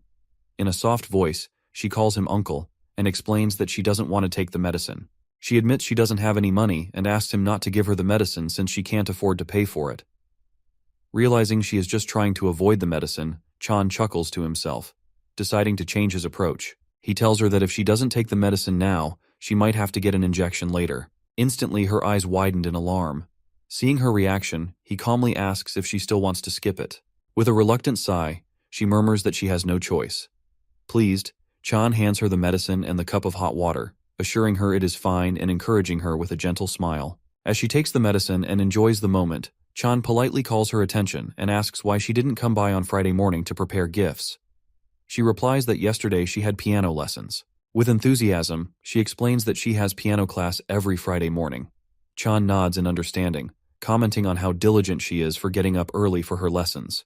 However, while she sips her medicine, her expression turns serious as she mentions that she has a cold today and can't make a gift. She worries about sneezing on it and ruining the present. Calmly, she tells him that she just came by to say hello. Chan feels a bit confused and, while pouring cocoa into a glass, glances back at her, asking if that's really the case. She confirms that it is, adding that convenience stores are places where you can buy anything, but since she doesn't have much pocket money, she plans to return later after saving enough. Curious, he asks how much she intends to save. She replies that she plans to save 2,000 won and politely mentions that her mom gives her 500 won each day. Hearing her response, Chan mentally calculates how often she will be able to come by and realizes that it means she can visit once every 4 days. He starts to worry that with Mother's Day less than 2 weeks away, she might not be able to make all her gifts in time. Watching her drink water cutely, he thinks about how impressive she is, but he doesn't want to pressure her into spending money. As he contemplates how to encourage her to come by just to play, his eyes suddenly land on the lollipops. An idea strikes him, and he picks up 2 of them, feeling confident this will work. He approaches her, hands her the cocoa, and carefully explains that it is a reward for taking her medicine. He reminds her to be cautious since it is hot. She takes the glass with a smile, thanking him. Then, Chan asks her how much money she has at the moment. With a bright expression, she replies that she has exactly 500 won. Chan smiles and says, "That is great." He pulls out the 2 lollipops and mentions that coincidentally, they cost 500 won. He also adds that the convenience store has a wide variety of other candies available for the same price, assuring her that he will show her which ones she can buy. As she looks at him, he tells her that if she is not busy, she can come by any time with her 500 won. She nods in agreement, places the coins in his hand, and happily takes the 2 lollipops, saying she will buy them today. Chan thanks her for that. However, after grabbing the candies, she stares at them with a puzzled expression. He asks her what is wrong and if she wants to change flavors. She simply inquires about his favorite flavor. Taken aback, he asks why she wants to give them to him, urging her to save them and enjoy them later because he doesn't need them. But she cutely shakes both lollipops and explains that as she already drank the cocoa he gave her, her mother told her that eating too many sweets could lead to diabetes. Chan smiles at her cute face, though he feels a bit exasperated that diabetes has now come into the conversation. She adds that sharing good food makes it taste even better and holds out the lollipops for him to take, insisting that they should eat them together. With a resigned expression, he realizes that he has no choice but to accept. He then asks her which flavor she prefers. She replies that she likes sour flavors. Chan selects a chocolate-flavored lollipop and remarks that he will eat this one. However, as he takes the lollipop from her hand, he nervously thinks it looks like he is stealing food from a child again. He watches her diligently sipping her cocoa and wonders if all kids these days are like this. He reflects that when he was her age, he certainly wasn't as pure and kind. The memory of the manager explaining about dragon kids comes to mind, and Chan recalls that the manager mentioned young dragons can discern between good and bad people based on color. He thinks about how smart this little girl is and figures she is unlikely to be easily swayed by strangers. Just then, the little girl sets her glass down on the table and says she has something to ask him. She innocently inquires if he lives nearby. After a moment of thought, he responds that his house is just a 3-minute walk away. Her eyes widen in amazement as she exclaims that it is really close. Chan agrees, noting it is indeed nearby, and then asks if she lives close as well. She shakes her head and explains that it takes her an hour to get there by subway. He comments that it sounds quite far and asks if her school is nearby. She confirms that it is and explains that she gets off at the academy station and then walks to school. She beams as she explains that her school is very large, filled with many older sisters, younger children, and friends her age. With excitement, she adds that her mother also works nearby. At that moment, Chan considers that it doesn't sound like a typical school. Perhaps it is a private institution.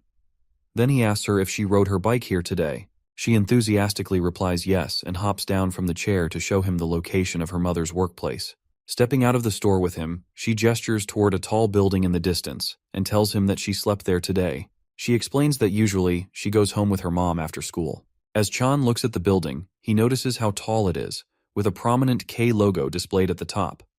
He expresses his amazement, commenting that it seems like a great company.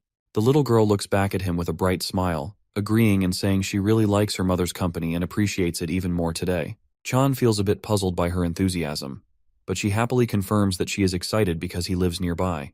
With a cute smile, she tells him that she will get to see him often and adds that it makes her very happy. Chan grins slightly and replies that he doesn't plan on working here for long. Hearing his words, she feels a twinge of sadness, while he thinks to himself that he needs to return to work. Initially, he had planned to stay until he found a job, but he can't help but admit that this place has offered him some rare experiences.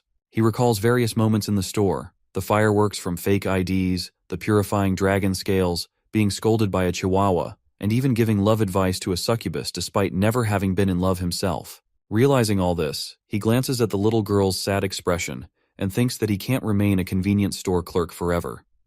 But then, he suddenly questions whether he is being too honest with her. Gently, he places his hand on her head, where he notices a few tears glistening in her eyes, and reassures her that he won't be quitting anytime soon, so there is no need for her to feel sad. She looks up at him and asks if he is serious. He nods and confirms it, then adds that there is something important he wants to tell her. He advises her not to get too close to adults she doesn't know well. She looks at him, confused, and asks why that is necessary. He explains that getting too close to someone unfamiliar can be dangerous. He gently inquires if her mother hasn't warned her about following strangers. Seeing her sadness deepen, Chan gently assures her that he is only saying this for her safety and asks her to keep it in mind. But she quickly changes the subject, pointing out that he helped her with the Mother's Day gift and even gave her medicine for her cough. He feels a bit worn out by her persistent reasoning, but she insists that since he's helped her so many times, she considers him a good adult. Chan finds himself at a loss, as she always seems to have another point to make. Putting aside the conversation, he tells her that next time she comes by, she should remember to buy a piece of drawing paper from the stationery store. She nods, says goodbye, and heads out. Chan returns to the store and resumes his work, calmly setting bottles on the shelves. Just then, the manager arrives and greets him with a cheerful, "Good morning." He glances over and returns the greeting with a nod and a smile. The manager sets her bag down on the counter, glances at the door, and asks if it is really broken. She comments that it must have been a tough night for him. Chan, still focused on his tasks, thanks her for her understanding. Shifting her mood to a lighter one, she pulls out a magical smartphone from her bag and shows it to him with a bright smile. She exclaims that she got this for him as a gift since he worked so hard last night. He looks at the device as she explains that she had another phone at home, so she decided to bring this one for him. She adds that she has already reported the incident to the police and contacted various places to prepare for his needs. With a playful tone, she says that she will show him how to use it. However, noticing her slightly dazed expression, Chan asks with concern if she is feeling okay. Still in good spirits, she replies that she is just really sleepy. She begins to explain the phone's apps to him, pointing out that there are currently 3 installed. First, she tells him that he doesn't need to worry about the confirmed Micra app. Next, she moves on to the second app, called Shield. She explains that this icon represents defensive magic and operates automatically, so he doesn't need to activate it manually. Then, she introduces the third app, which has a refresh button icon. She says with enthusiasm that this one is for recovery magic. Chan watches, feeling a bit confused. as she explains that using this app is similar to using a camera application. She adds that after he adjusts the focus on the area he wants to repair, he simply takes a picture and follows the app's instructions. After finishing her explanations, she asks if there is anything he doesn't understand. He replies that everything is clear for now. Her face lights up with happiness as she encourages him to try it out right away. Chan opens the Recovery Magic app and aims it at the broken door of the store, muttering to himself that he first needs to adjust the focus. Meanwhile, the manager beams with delight, assuring him that it is no different from a regular phone, so he can use it comfortably. He nods in agreement and focuses the camera on the door. As he does, the app instructs him to press the rewind button to specify the desired time period. Surprised by this feature, he calls out to the manager, asking if he simply needs to press that button. However, just as he is about to do so, she quickly stops him and urgently tells him to stay still. She insists him to not move.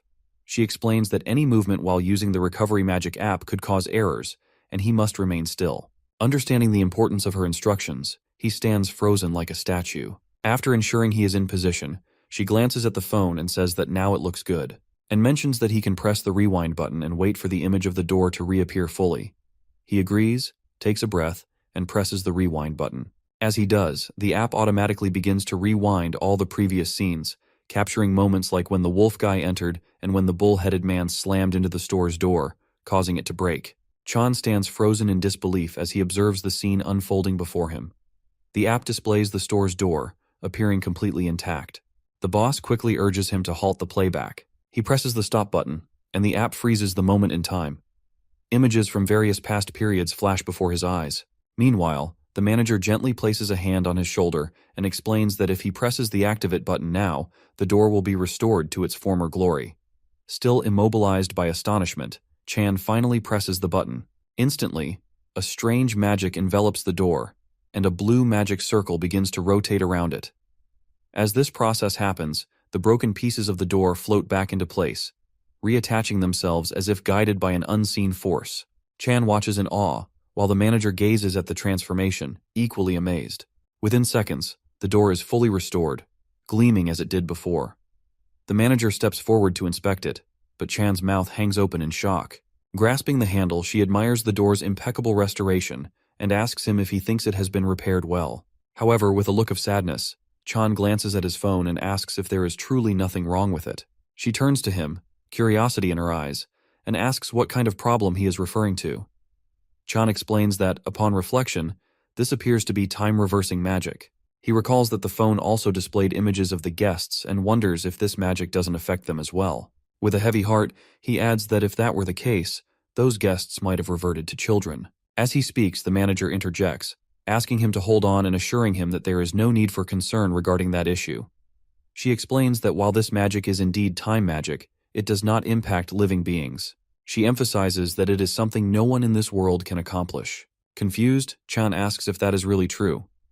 He sighs with relief, remarking that it aligns with what he expected from her. The manager smiles sweetly and elaborates that the effects of time magic on living beings remain an unknown territory still under research. She mentions that wizards worldwide have been studying it for decades without making any significant progress, and a vast amount of money has been spent in the pursuit, resulting in the conclusion that the possibility of time magic affecting living beings is currently zero. She reassures him to use the magic with confidence. Chan nods in agreement, feeling a weight lift from his shoulders as he realizes he has been worrying unnecessarily. He asks her if he can really use the phone. With still sleepy eyes, she beams and confirms it, mentioning that she stayed up all night completing the registration just to give it to him. She recalls a scene from her home, where she was busy calling different centers to arrange the phone usage permission. Surprised, Chan asks if she truly stayed up all night. She nods and explains that anyone wanting to use the phone must prepare many things. She adds that she was overwhelmed with registering at the department and contacting various places. Chan inquires if this phone is common here. She shakes her head and replies that it is a special device equipped with a magic stone. She also mentions that, while it is rare, if he downloads the magic formulas, he can access a wider range of spells. However, she warns him that downloading the formulas will require a lot of data, so he must connect to Wi-Fi. She adds that getting after-service help can be challenging, so he should use it with care. Chan looks at her with admiration, calling her amazing and asking where she got the phone. With a happy demeanor, she tells him that she received it from an acquaintance a few years ago. Stepping forward, she mentions that she had forgotten about it and only just brought it out for him. He thanks her sincerely and assures her that he will make good use of it. As she prepares to put on her work jacket, she looks at him and asks if he has any other questions. With a somewhat surprised expression, he admits that he does. He then inquires if dogs can actually talk in this world. The manager turns to him in surprise at his question. Chan proceeds to share everything about Puppy. After a while, now dressed in his own clothes and ready to head home while she prepares for her day shift, she reflects on what he told her. She mentions that no matter how she considers it, that dog seems more like a mascot. With a confused look, Chan asks if a mascot isn't an animal with extraordinary and mysterious powers. Standing at the counter, she contemplates this and explains that while it is somewhat similar, the term has a different meaning in their world. She elaborates that in their realm, all animals with special abilities are classified as mascots. Regardless of the species, any creature with special powers falls into this category.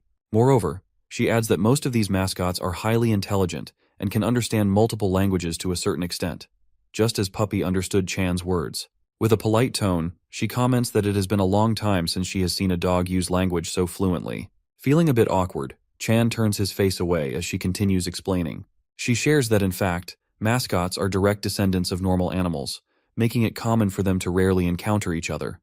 She adds that, aside from their high intelligence, mascots possess other abilities. A simple reason or motivation can trigger them to instinctively realize these powers. Chan remarks that it is truly amazing.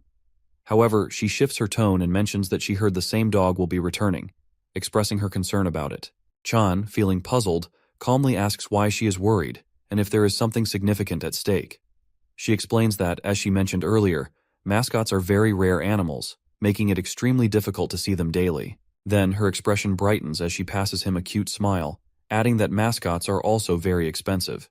She notes that even without doing anything, they can fetch $1 billion. Chan starts to sweat, his face growing worried as he thinks about how the owner with a pufferfish face must regret losing such a valuable animal. She continues, explaining that this is why she is concerned. She worries that the owner might be in danger. Suddenly, Chan tells her that he heard they said they would come back. She looks at him in amazement and casually remarks that she will find out when that happens. As he approaches the store door, she waves goodbye and warns him to be careful since it is raining tonight. Chan grabs the door handle, agrees with her, and comments that he is heading out. Later, the night falls again, and heavy rain pours outside. Chan finds himself back in the store for his night shift, calmly gazing out through the glass door. Observing the downpour, he remarks to himself that it is really coming down. As droplets splatter against the glass, he realizes that on a night like this, he will have to clean the floor thoroughly. He sighs, thinking that taking out the trash will be a hassle as well.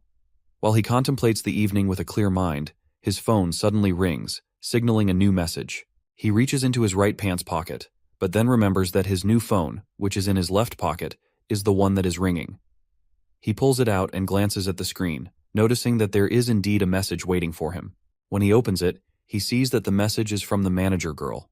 She greets him warmly and informs him that the phone also has a translation app, which he can use whenever he needs it. She then sends him a picture of some food and, in a calm and cheerful tone, mentions that she is currently enjoying beer with seafood pancakes. Teasingly, she asks if he is feeling jealous. Chan looks at the message and feels a sense of warmth and relief. With a smile on his face, he imagines her expression and thinks to himself that there truly is no boss like her in any part-time job. He wonders who else would sacrifice their sleep just to give a magical phone to an employee. As he daydreams about these cute moments, he also considers when he will receive his first month's salary and what he should treat his boss to as a thanks. Lost in thought while still standing at the door, a customer enters the store. With a friendly demeanor, Chan welcomes him and invites him inside. To his surprise, he recognizes the customer as the same dog-faced man from before. In a strict tone, the customer asks what he is daydreaming about and demands to know where the umbrella stand is.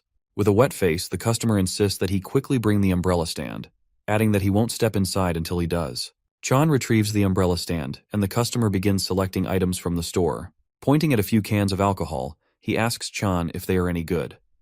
Chan simply replies that he isn't sure.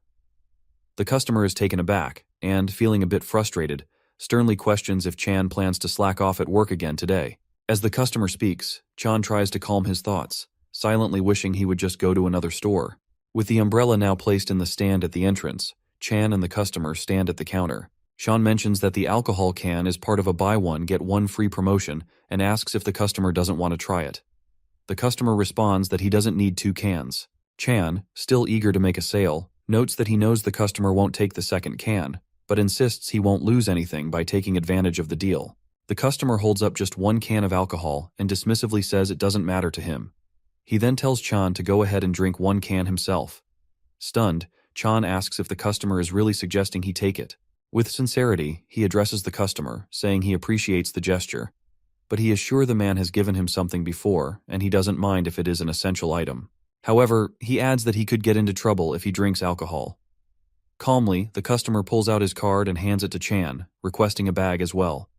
He then casually asks if Chan has ever drunk alcohol during his night shift. Chan politely replies that he hasn't, and wonders where an employee would drink alcohol while working, even during the night shift.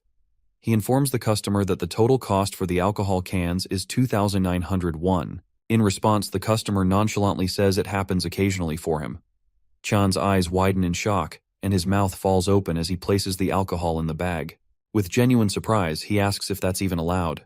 The customer shoots him an annoyed look and orders him not to make him work overtime on weekends, insisting he just let him go. Stunned by the comment, Chan can't help but think about whether the customer really sacrificed his precious weekends from the company while sober. He worries that if drinking during the night shift is allowed, he might be the only one who hasn't taken advantage of it. As these thoughts swirl in his mind, the customer walks away, clutching just his one can of alcohol.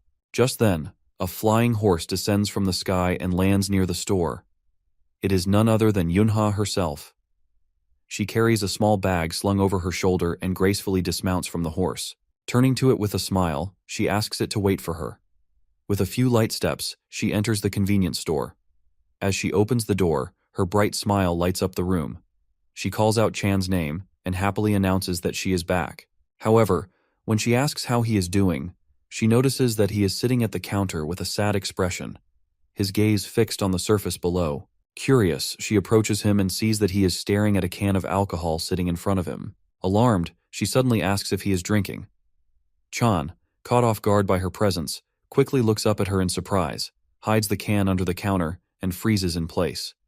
With a smile, he reassures her, saying he isn't drinking. He explains that the can was given to him by a customer and adds that he was just contemplating how to deal with it. He politely expresses his concern for the customer. Yunha, curious, asks him why he feels that way. With a serious and nervous expression, he begins to explain about the dog-faced customer, describing him as a cobalt with the face of a chihuahua. He admits he fears getting fired. Yunha chuckles lightly at his description, remarking that it is quite a unique worry. She adds that it is clear he cares about the customer, suggesting that this job may indeed suit him well. Shifting the topic, she mentions her own past experiences, saying that she used to be very exhausted in this line of work. Chan looks at her with confusion, wondering if she had worked here before. Stretching her arms, she responds that she briefly worked at the store, but left soon after. She begins to share her experiences, explaining that even during her short time there, she learned many harsh realities. She describes how openly swearing was commonplace, and she recalls customers arriving with bags of already eaten snacks, demanding refunds. Lost in her thoughts, she imagines a scene where she worked alongside her sister, the store's boss. As they both stand at the counter, an orc customer approaches with an angry expression, complaining that he has a stomachache after eating a packet of snacks. Yunha, visibly exhausted by his demeanor, listens while the manager calmly explains that they cannot issue a refund since the customer has already eaten the snacks. Turning to Chan, Yuna shares that while handling one or two complaints is manageable, it became overwhelming when it happened repeatedly, leading her to strike a customer in frustration. She mimics throwing a punch at the orc, who stumbles back as a result. The manager quickly intervenes, grabbing Yunha to prevent further escalation, and admonishes her that such actions are unacceptable. Reflecting on the incident, Yuna feels remorse and admits to Chan that it was her sister's intervention that stopped her from hitting the customer, but it ultimately led to her decision to quit. She adds that just recalling that day gives her a headache. Chan watches her with empathy, expressing that he truly sympathizes with her situation. Then, with a more serious tone, he asks why she has come today, noting that it isn't a scheduled delivery day. Yunha suddenly recalls something important and shifts her mood back to normal, urging him to look at her. She explains that she isn't here for a delivery. Instead, she has come to ask for his help. Chan looks confused and asks her what kind of help she needs from him. In response, she opens her bag and pulls out a strange object, revealing an original heart. Chan freezes in shock at the sight. Holding the heart in her hand, Yuna explains that it is called a demonic nucleus. She asks him if he can touch it and with a smile requests his assistance. However, Chan quickly declines, stating that he can't touch it. Yunha, puzzled, questions why he is hesitant and tries to reassure him that it is safe this time because it has already been purified. Chan shakes his head firmly, stating that regardless of whether it is dangerous or not, he has no desire to touch that disgusting thing. He also asks her why he should touch it and what exactly a demonic nucleus is. Yuna explains that it comes from beasts that emerge from portals, commonly known as demons, and this object is akin to their heart. She adds that a demonic nucleus is a mass of magical energy, making its energy content quite high. Because of this, it is very valuable and primarily used as fuel for trains, as well as being related to the magical demon product her sister ordered. Chan feels surprised by her explanation and gestures toward the demonic nucleus, asking if the boss ordered it as well. Yunha shakes her head and clarifies that what her sister ordered was something different. She prompts him to recall the dragon scale she brought before, and suddenly Chan remembers and asks if she's referring to the pus that oozed out. Yunha confirms his memory, explaining that her sister had ordered a stuffed demon at that time. She adds that she left it at the location where they worked on those scales. Yunha emphasizes that purification is crucial for stuffed demons, and because she couldn't trust that supplier, she had asked Chan for help. If this demonic nucleus, processed in the same place, doesn't react to his anti-magic constitution, then it should pose no issue. As Chan listens to her explanations, he stares at the demonic nucleus placed on the counter. Yunha, excited, encourages him to touch it. With a racing heart, Chan hesitantly reaches out and places his hand on it. Suddenly, there is a big blast, and a pink-colored gas erupts from the nucleus. Both Yuna and Chan react quickly, rushing out of the store to escape the strange occurrence. Standing outside, Chan begins to cough violently. When he glances back at the store, he is shocked to see that the entire place is engulfed in the pink gas.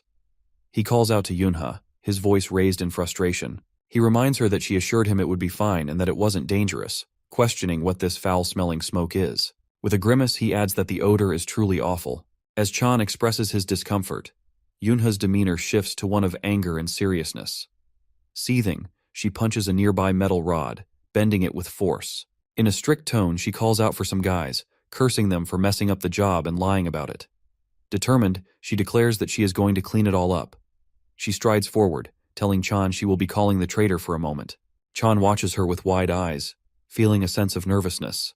As she rounds the corner of the store, he mutters to himself that Yunha is genuinely angry. He stands near the bent rods, feeling slightly more at ease despite the chaos around him. He ponders that it makes sense, but he still worries about what to do regarding the situation with the store. He glances at the interior again, realizing he doesn't even have the courage to step inside due to the terrible smell. He notes that if this continues, it will be hard to receive customers tonight. Lost in thought, he suddenly hears someone call out to him, addressing him as a boss. Turning to the source of the voice, he sees the same robot that once fell outside their store. Chan welcomes the robot, politely asking if it is the one who had the mishap on the bicycle. With a cheerful expression, the robot thanks him for remembering. However, the robot quickly shifts focus to the store, pointing out that the smoke and odor are the result of the demonic nucleus purification process. It asks Chan if he is seriously working on a demonic nucleus at a convenience store. Feeling a bit nervous and embarrassed, Chan replies that it looks like that is the case. He apologizes to the robot, addressing it as a customer, and mentions that it might need to head to another convenience store since they can't operate right now because of the foul smell. Upon hearing this, the robot quickly looks back at him in surprise. Suddenly, they hear loud voices coming from behind the store. It is Yunha speaking on the phone. She raises her voice, demanding to know about the demonic nucleus and what the swindlers are babbling about. Yunha asserts that she doesn't believe the issue will end with merely terminating the contract and warns that they will seek compensation for damages. Both Chan and the robot listen intently as the trader responds. Yunha's frustration grows, and she angrily asks if he doesn't have the money, implying that he is just going to walk away from the situation. After a heated exchange, she declares that she will handle it herself and instructs him to just wait. With that, she strides back to Chan, her frustration evident. She delivers a powerful punch to the wall, creating a crack at the impact point, and leans against it, visibly upset. As she worries about the situation, Chan gently calls out to her, asking if she is okay. Yunha looks up at him with wide, innocent eyes and steps closer. She apologizes, explaining that she became really angry because of the trader. Chan inquires about what she said. Flashing a cute smile, she recounts that the trader claimed they did everything right, and one of them even suggested that it was her mistake. She asks Chan if that isn't funny. Hearing this, Chan reflects that it is clear to anyone that it is a shady company. He then shifts the conversation back to the smoke and the foul odor, asking about it. With a sad expression, Yunha agrees and explains that since it is the weekend, all the other companies are closed. She adds that it is just her and her sister who are taking the brunt of the sudden requests. She apologizes again for the inconvenience. Chan reassures her that it is okay because it is not her fault. As they continue their conversation, the robot speaks up from behind them, simply stating that he will take a look. At this, both Chan and Yunha turn to him, their eyes widening in surprise. Chan asks if he really wants to investigate it all. The robot flashes a sweet smile from his screen and confirms that he can handle the situation immediately. Chan looks stunned and tries to warn him that it might be a bit dangerous. However, the robot recalls the previous incident when Chan helped him with the bicycle. He tells Chan how deeply moved he was by that kindness, something he has never experienced before in his life. He explains that this is why he genuinely wants to repay Chan. With a confident look, the robot assures them that there won't be any unexpected problems, so they can leave it all to him. He adds that he will take care of it right away. As he strides toward the convenience store, Chan and Yunha watch him in surprise. Yunha comments with a hint of sadness that she feels shameless for asking for help, but wonders if the robot is a regular customer. Chan replies simply that he isn't a regular one. As the robot examines the demonic nucleus still sitting on the counter, Chan explains to Yunha that the robot had fallen because of his bike a few days ago, and both he and her sister helped him at that time. Hearing this, Yunha remarks that both Chan and her sister are incredibly kind. Meanwhile, the robot turns on a light on his face and carefully reaches for the demonic nucleus. Yunha asks Chan what the robot is doing. Chan explains to Yunha that the robot is the factory director and specializes in slaughtering monsters. As the robot picks up the demonic nucleus from the store, Yunha begins to understand the situation and comments that this must be why the robot is so confident. Chan, still confused, asks her to clarify. She tells him that the robot is a type of mechanical doll equipped with advanced technological abilities. Since he is the director, it implies that his skills are top-notch and reliable. As they converse, the robot holds the demonic nucleus in one hand and activates a current at his fingertip with the other. When he touches his finger to the nucleus, a blue current suddenly emits from it, enveloping the entire area. Chan and Yunha watch in shock, their mouths agape and eyes wide. After a moment, the robot emerges from the store, the current still crackling around his body. He holds the purified demonic nucleus with both hands and presents it to them. Winking, he announces that the purification process is 100% complete. He addresses Chan as a boss, praising him for how well everything was handled. Seeing the robot's success, Yunha beams with delight, exclaiming how amazing he is. However, Chan remains taken aback and asks if he's all right, given the immense electric current that just occurred. The robot reassures him that it is a natural phenomenon that facilitates purification, so everything is fine. As Chan examines the demonic nucleus more closely, he notices that its color has completely changed and inquires about it. Still holding the nucleus, the robot explains that this color change occurs when purification is complete. But then he shifts to a serious tone, revealing that his analysis indicates it has been purified twice. He turns to Yunha and advises her strongly against dealing with the company she was speaking with earlier. With a nervous expression and beads of sweat on her forehead, she nods in agreement. The robot continues, stating that the analysis shows the first purification was only 80% complete. He adds that if they hadn't supervised the process, it would have surely exploded. He envisions a scene where orcs are handling the demonic nucleus, chuckling as they suggest using nasal water instead of the expensive purified water. Realizing this, the robot remarks that the price of purified water has been rising sharply lately, which likely led them to cut corners in order to save money. As Chan absorbs this information, he fixes Yunha with a piercing gaze. Anger wells up within her as she expresses her outrage at those responsible for mishandling the demonic nucleus, declaring in a fierce tone that she will separate their meat from their bones. After hearing all this, the robot's mood shifts to one of sadness. Speaking softly, he acknowledges the heavy workload lately, which he can understand. Concerned, Chan inquires further about the situation. The robot explains that around May, the activation of the gate decreases, leading to a diminished supply of monsters. Consequently, the factory's workload has significantly lessened, prompting others to resort to dangerous methods. He adds sadly that his own factory hasn't received any work requests since last month, leaving him to wander aimlessly and feel frustrated. After hearing the robot's predicament, Chan remains calm and reassures him that there is no need for concern. The robot looks puzzled, prompting Chan to explain that Yunha is currently seeking new partners. Yunha flashes a warm smile, her hopeful eyes meeting the robot's as she enthusiastically offers him a chance to join her. She cheerfully informs him that they have numerous requests, providing plenty of work opportunities. With a polite demeanor, she addresses him as a robot and asks if he would like to sign a contract with them. Upon hearing such kind words, the robot feels a mix of sadness and gratitude, but he nods in agreement, stating that he will sign the contract right away. The two of them happily shake hands, sealing their partnership. Yoonha beams with joy, exclaiming that it's fantastic, and invites him to ride her horse so they can head off to sign the contract. The robot readily agrees, responding with a simple yes. Meanwhile, Chan watches them with a cheerful expression, clapping for their newfound partnership.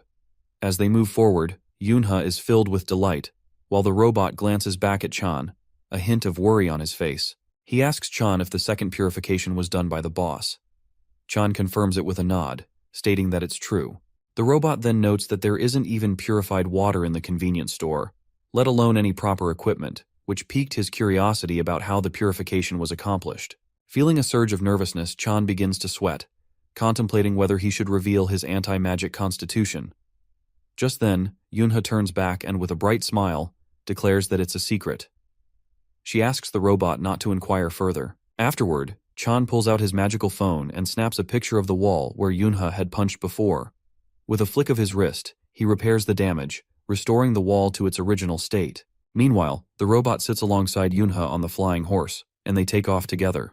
As they soar through the sky, the robot looks back at Chan, waving and calling out that he will return soon. Chan glances at his phone, muttering that he thinks it would be wrong to let the day pass quietly as well. He adds that if a day could go by without incident, he wouldn't wish for anything more. Just as he finishes speaking, a message pops up on his phone, catching him off guard. When he checks it, he realizes it's from Yoonha. She introduces herself, mentioning that she got his number from her sister, and expresses her gratitude for his help that day. As he reads further, he sees that she thanks him for his work with the robot, noting that Chan almost completed the purification. She compliments him, saying his physique is impressive, and informs him that she will send him the purification fee later. At the end of her message, she requests his assistance in the future. After reading her messages, Chan responds simply that he doesn't really want to ask for money and thanks her instead. However, he suddenly starts to wonder if Yoonha is actually a delivery person. He recalls past encounters with her, remembering how powerful she had seemed when they talked about monsters earlier. He adds that she doesn't seem like an ordinary delivery person. Chan begins to realize that perhaps all delivery workers in this world are similarly strong.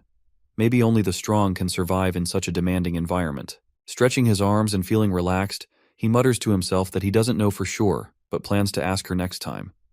He wonders if the smell in the store has finally dissipated. As he moves toward the store, he suddenly hears a sound, as if someone has fallen nearby. He quickly turns to see a girl. Concerned, he asks if she is okay. Standing up, she replies that she is fine and apologizes for startling him. When Chan looks closer at her, he is taken aback to realize that she is none other than the same succubus customer from before, now wearing beautiful clothes. She seems equally surprised to see him. With a sad yet cute expression, she calls him a boss, and once again apologies for interrupting him while he's working. After that, Chan brings her inside the store, and they both take a seat at the table. A couple of cups of coffee are placed in front of them, and she once again apologizes for startling him. With a downcast expression, she shares that she went to the club with her coworkers, but they ignored her and vanished. Tears welling in her eyes, she asks him if it isn't too much to expect them to include her, and wonders how they could leave without her. Looking at her beauty and hearing her words, Chan is surprised by how different she seems. As she takes a sip of her coffee, he thinks to himself that this must be what they call a woman's transformation. Suddenly, he snaps back to reality, realizing that she made an effort to go to the club but is now so sad. With a serious expression, he addresses her as a customer and asks why she is here. He questions whether she went to the club to have a good time, noting that she could have had more fun on her own. In his words, she sets her coffee cup back on the table and remains silent. Chan then inquires if she went there in search of true love. Upon hearing this, she jumps up from the table, clearly frustrated, and places her hands on the surface as she exclaims that it's not like that at all. Chan looks at her, confused. She demands to know what true love even is, her voice rising in anger as she reveals that today is her first time at the club, and it was all forced by her seniors. She explains that they dragged her along without her consent. As Chan continues to listen, she starts recounting her experience. She had wanted to try casual dating, so she had asked her seniors for advice, but they had unreasonable expectations. They insisted that if she wanted to date, she needed to go to the club and promised to guide her through it. However, when they arrived, her seniors emphasized that practical experience was crucial and then abandoned her, leaving her alone and unsure of what to do. Still reeling from the situation, she suddenly found herself approached by a fishman who asked her to dance. She shakes her head, commenting on how awkward it felt.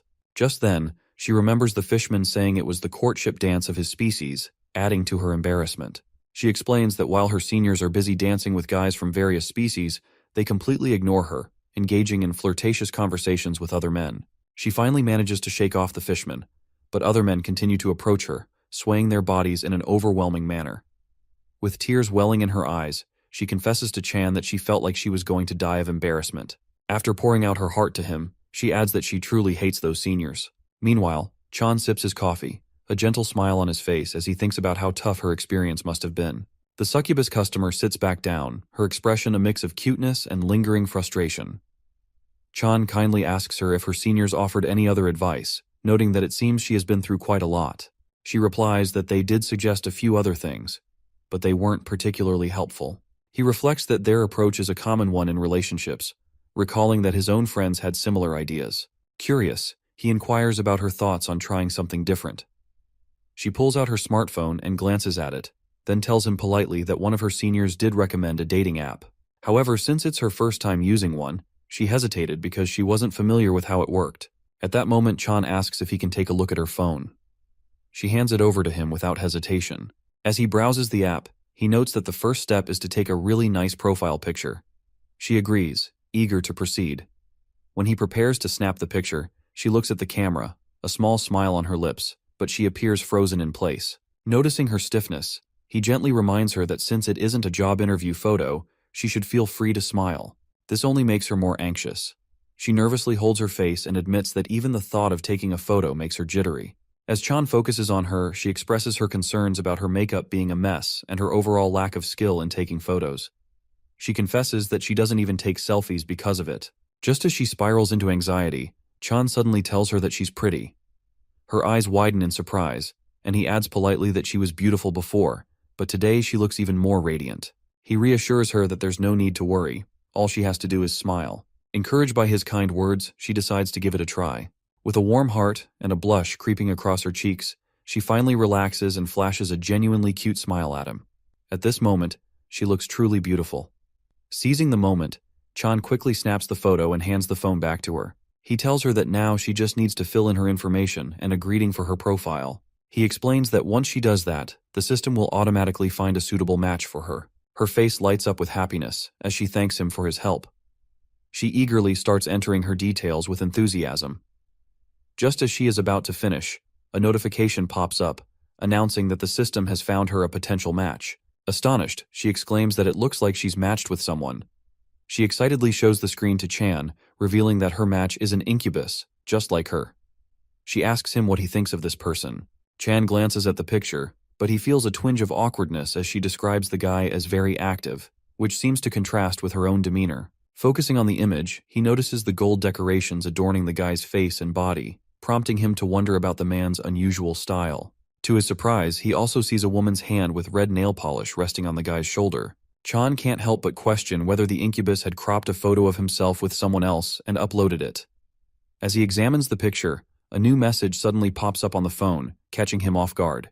The succubus girl glances at the message and her expression brightens. She spots an ancient word in the text, NTR, which translates to pure love. Thrilled, she exclaims that it's a pretty cool name. However, without warning, Chan snatches the phone from her hand, leaving her confused and wondering what he is doing. He proceeds to delete all the data from the app. In a calm tone, he questions her about the senior who recommended the app, asking if they often play pranks on her. She looks surprised and asks how he knows that. A vivid memory flashes in her mind, and she replies with astonishment that he is right. They always pull pranks on her. Every time she gets upset, they simply say it is cute and ignore her feelings. With a polite expression, she adds that one of the seniors who went to the club with her today was indeed part of that group. Still bewildered, she wonders how Chan figured it all out. Upon hearing her words, he begins to grasp the situation and realizes that today's club outing might be just another prank. Understanding this, Chan decides to shift the conversation to a different topic. With a casual demeanor, he asks her what type of person she envisions for herself. Still a bit perplexed, she wonders why he is asking that. He explains that he can't help her find a romantic partner without knowing her ideal type and admits he feels a bit lost. Politely, he adds that if she has a clear idea of the kind of person she likes, it would make it easier to find a suitable match. As she processes his question, a thoughtful expression crosses her face. Initially, a vague image of a man appears in her mind, but his features remain obscured.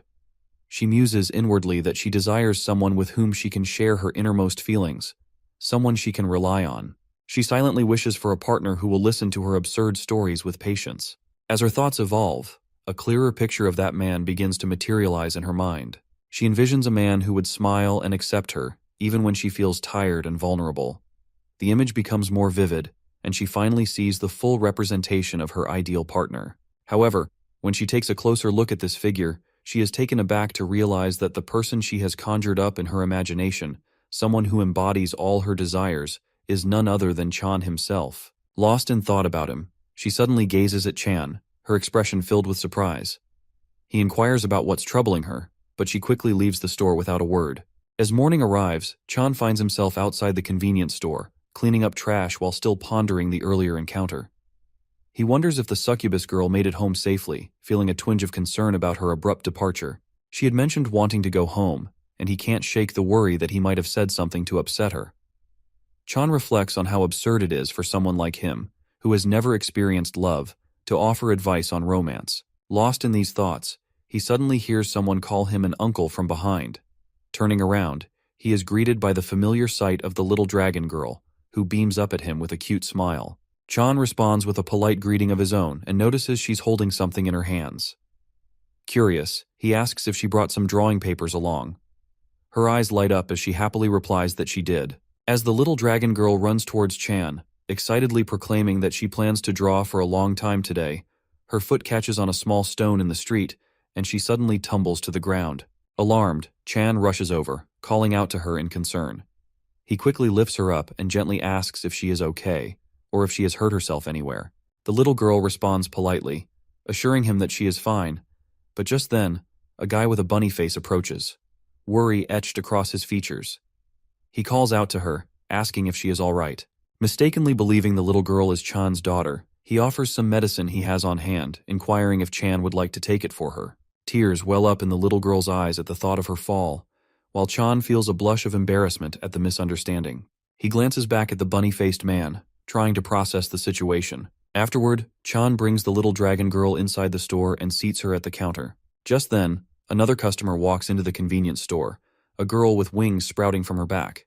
With a bright smile, she looks at the little girl and exclaims how cute she is. She asks if she likes cookies and hands her a few before continuing on her way. As the winged girl leaves, another customer enters, a young boy with a dog-like face. He spots the little girl and beams with joy, mistakenly believing she is Chan's daughter.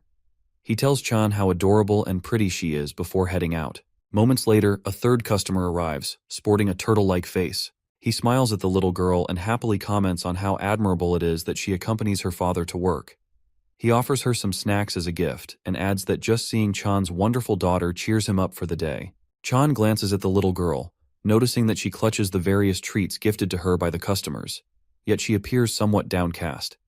He ponders the situation, realizing that everyone seems to assume he is her father.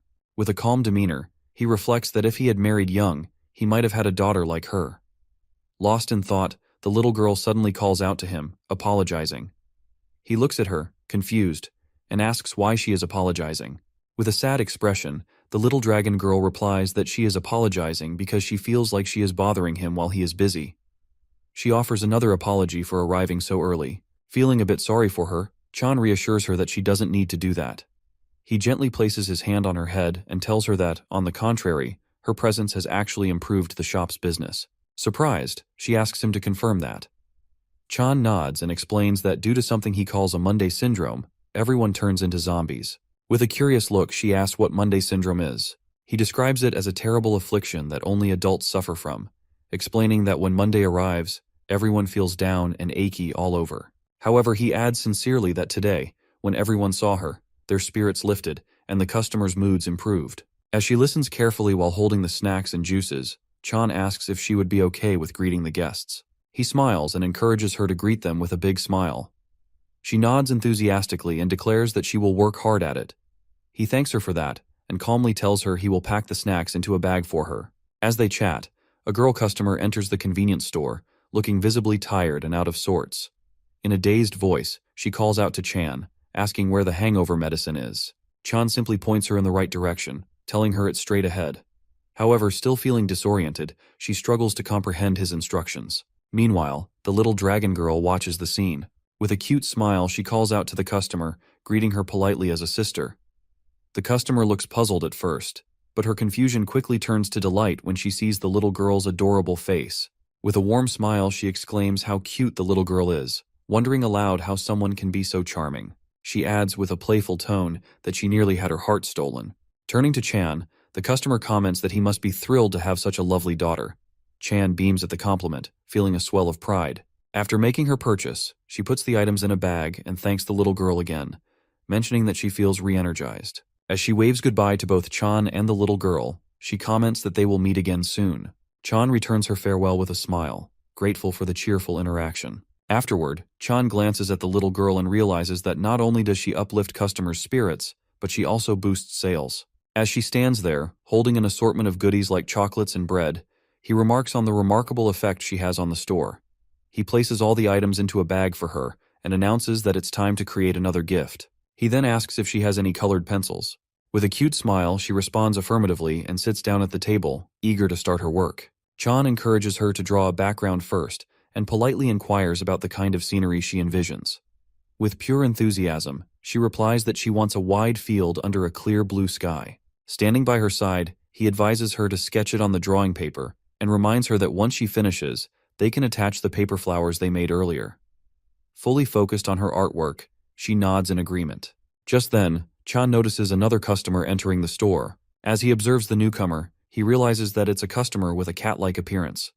Chan warmly welcomes him and offers assistance. The customer glances around and asks where the snacks are located. Chan points him in the right direction, telling him to go straight and then turn left to find the snack shelf. The customer thanks him and moves on to search for what he needs. From behind the counter, Chan thinks that today is going smoothly, likely due to the little girl making it easier to interact with customers. As these thoughts swirl in his mind, he suddenly notices the little girl silently gesturing for his attention. He looks over at her, confusion evident on his face, and asks what she needs. As he approaches, she calls out to him softly, referring to him as an uncle. She then mentions the cat-faced customer, stating that the cat is all black. Chan glances at the customer, who is whistling calmly, and responds with surprise, pointing out that the customer's fur appears brown. He questions whether she means the customer's clothes are black. She shakes her head and slowly clarifies that she isn't talking about his attire. Curious, Chan asks if she is implying that the customer has a dark heart. The little girl, feeling brave, hides under the counter with him and peeks out at the customer. Chan inquires again if she thinks the customer is bad. She nods, explaining that if someone intends to do something wrong, their heart turns dark. Secretly observing the customer, Chan asks how she knows this. With calm assurance, she replies that she has seen men and women change their minds in such a way before. Impressed, Chan comments on how insightful she is and acknowledges that she is truly a special child. However, he reflects that the customer seems harmless for now. He recalls the manager mentioning that dragons can see magic, which makes him place even more trust in the words of this innocent little dragon girl. Agreeing with her intuition, Chan stands up, ready to keep an eye on the situation. He picks up the mop and tells the little girl to stay put for a moment. As he begins cleaning the floor, he inches closer to the customer, his eyes narrowed with focus. With his full attention on the man, he prepares himself for any potential trouble, thinking that if the customer attempts to steal or snatch something and make a run for it, he will make sure he feels the sting of justice delivered by his mop. To his surprise, the customer simply places a packet of snacks on the counter and calls out for him to ring up the payment. Chan freezes, utterly astonished. He wonders why the customer is here to pay if he wasn't planning to steal anything after all. The customer repeats his request, asking Chan to tell him the cost and collect the payment. Snapping back to reality, Chan quickly agrees, stating that he'll handle it right away. As he checks the price of the snacks, a lingering confusion remains in his mind about whether this customer is truly innocent or if there's something suspicious beneath the surface. As the little girl secretly peeks at the scene from behind the counter, Chan starts to wonder if the customer might be planning something nefarious. He questions himself about what he should do if that's the case. Just as the customer pulls out his wallet to pay for the snacks, Chan makes a swift move and grabs the man's hand. The customer looks taken aback by the sudden action. Chan quickly apologizes but insists that he needs to see the contents of the wallet. While firmly gripping the customer's hand, he reassures him that it will only take a moment. His nerves get the best of him, and he starts to say that 1 minute should suffice. But then he quickly corrects himself, saying that just 30 seconds will do. The customer remains confused, glancing at Chan with a mixture of surprise and uncertainty as Chan requests him to simply let him check his wallet. The customer firmly demands to know why Chan wants to check his wallet. At that moment, Chan's suspicion deepens. He recalls a previous encounter with a vampire kid's ID card and realizes that this wallet must also be a magical item. He worries that if he touches it, he might experience something similar to what happened with the vampire kid. Just as these thoughts swirl in his mind, the cat-faced customer swiftly hits Chan's hand, breaking free from his grip. The customer loudly questions why Chan is holding his hand, his tone filled with irritation. He orders Chan, somewhat nervously, not to touch him again. Chan, wearing a serious expression, feels the pressing need to get a hold of that wallet despite the customer's attitude. He's perplexed by the man's behavior, especially as the little girl looks on with wide eyes, surprised by the scene. Trying to keep his composure, Chan explains that he simply wants to check the wallet because it looks really cool. He forces a smile and adds that he's interested in buying one just like it. He asks the customer if he could confirm the brand of the wallet and if he could take a quick look. However, the customer, still speaking in a strict and agitated tone, flatly refuses and threatens to call the police, questioning Chan's sanity in the process. Hearing the customer's threat to call the police, the little girl looks worried. Chan quickly urges the man not to make that call, explaining that he simply wants to see the wallet. As they converse, the little girl sweetly calls out to the cat-faced customer, drawing both their attention. Observing the tension in the air, she beams a charming smile and politely asks if she could see his wallet, just a little bit. Her innocent eyes gaze up at him, and the customer, momentarily captivated by her cuteness, finds his hand instinctively reaching out to offer her his wallet. Though he mutters about why he should give it to her, his hand seems to act of its own accord. As the wallet slips from his grasp, Chan seizes the moment and quickly grabs it. In his mind, he thinks the little girl did a wonderful job distracting the customer. However, as Chan attempts to inspect the wallet, something strange occurs. It suddenly slips from his hands and falls to the ground. Chan's eyes widen in shock as he watches the wallet expand before him, leaving him utterly perplexed. The cat-faced customer, equally stunned, gasps in disbelief, questioning what is happening. The wallet begins to grow larger, causing the customer to break into a nervous sweat. He stares at it in astonishment, asking why its size is suddenly increasing like this. Noticing the strange reaction in the bright lights emanating from the wallet, Chan quickly scoops up the little girl and ducks behind the counter for cover. As the lights fade, he cautiously glances back to see a scattering of items on the floor: snacks, toothpaste, chips, and various other goods from his store. Surprised, Chan wonders why all these items exploded out of the wallet. Peeking at the cat-faced customer, who is sitting on the floor holding his head, Chan realizes the troubling truth. This customer has been sneakily stealing from him, hiding the stolen goods in a magical wallet. Stunned by the revelation of how many items the customer has taken, Chan turns to the little girl, who looks just as worried. He gently reassures her to stay put for a moment before stepping forward to grab the mop from the corner. With a serious and angry demeanor, he approaches the customer still sitting on the floor. He places the mop in front of the man and firmly states that it seems the customer has the ability to see and speak properly. Chan asserts that they need to have a brief conversation.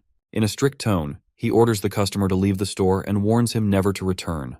As the little girl watches the scene, Chan warns the customer in a serious tone that if he ever returns, he will find his face becoming a cleaning rag. Alarmed by Chan's angry demeanor, the cat-faced customer quickly flees the store. Exhaling wearily, Chan thinks to himself that he'll have to clean up once again. Sensing his exhaustion, the little girl approaches him with a concerned expression and asks if he's all right. He turns to her, reassures her that he is fine, and gently inquires if she is hurt anywhere. With a bright smile, she replies that she is perfectly okay. Chan places his hand on her head, thanking her sincerely and expressing his gratitude for her help in preventing the theft. Just then, the manager enters the store, calling out that it was actually Chan who dealt with the customer. Chan turns to her in surprise, feeling a mix of confusion and nervousness as he tries to explain that it was merely an unavoidable accident. The manager flashes him a warm smile, reassuring him that everything is all right and that he doesn't need to worry. She politely asks if he could explain the situation in more detail. Chan nods in agreement and begins to recount the entire incident. As Chan finishes explaining everything, the manager stands nearby, holding the peculiar wallet. She examines it closely and asks if all the stolen items were inside this wallet. Sitting on the floor alongside the little girl and tidying up, he simply nods, mentioning that he isn't entirely sure but suspects that the items might have been transferred into it when he picked them up. He wonders aloud if it could have been magically moved into the wallet. Still focused on the wallet, the manager replies that he is likely correct. She explains that this wallet is a magical tool, an illegal modified one at that. It appears to contain teleportation and spatial expansion spells, and it has been altered to bypass security magic. After sharing this information, she inquires how Chan came to know all of this. Feeling a bit anxious, Chan glances at the little girl, who also seems puzzled by the question. He admits that it's a bit difficult to explain right now. The manager then turns her attention to the little girl, smiling as she comments on her unique presence. She thanks her for assisting with the store cleanup. However, when the little girl senses the manager moving closer, she quickly retreats behind Chan, displaying a hint of fear. Observing it all, the manager wears a smile, but her heart feels heavy. She kneels down, her voice tinged with sadness, and gently reassures the little girl that she is not a bad person. Chan steps in to support her, asking the little girl if it's time for preschool now. With a cute nod, she replies affirmatively. The manager stands up again, looking at both of them as Chan hands the little girl her bag filled with the snacks she received as gifts. He tells her that they will make her mom's gift another time. She agrees calmly, stating that she understands. With that, she cheerfully bids farewell to both Chan and the manager and heads toward the bus. Chan and the manager wave at her, urging her to be careful on her way. Once she leaves, the manager turns back to Chan and politely asks if he recognized the wallet due to his physical abilities. He nods and explains that when he first spotted the wallet, he sensed a strong instability around it. He adds that previously, he needed to inspect closely to notice such things, but this time, the instability was so pronounced that it was evident at a glance. This clarity allowed him to recognize it immediately. Reflecting on everything, the manager remarks that it seems Chan's constitution is gradually improving. With a nervous expression, he agrees with her. She explains that, much like wizards who grow stronger through the use of magic, Chan's physical condition may be experiencing a similar enhancement due to all the challenges he has faced since arriving in this world. She suggests that this could be a form of stimulated physical development. After sharing her thoughts, she pulls out her phone, dials the police number, and states that they will discuss this further tonight. But first, she needs to address the theft that occurred today. Chan nervously interjects, insisting that it's unnecessary since the matter has been resolved. However, the manager remains firm and completes the call to the police. A short while later, the same female police officer arrives at the convenience store. With a straightforward demeanor, she explains that she has come in response to reports regarding the possession and use of illegal magical tools, as well as an attempted robbery. Introducing herself as Iruel, she asks if they can provide her with the details of the incident.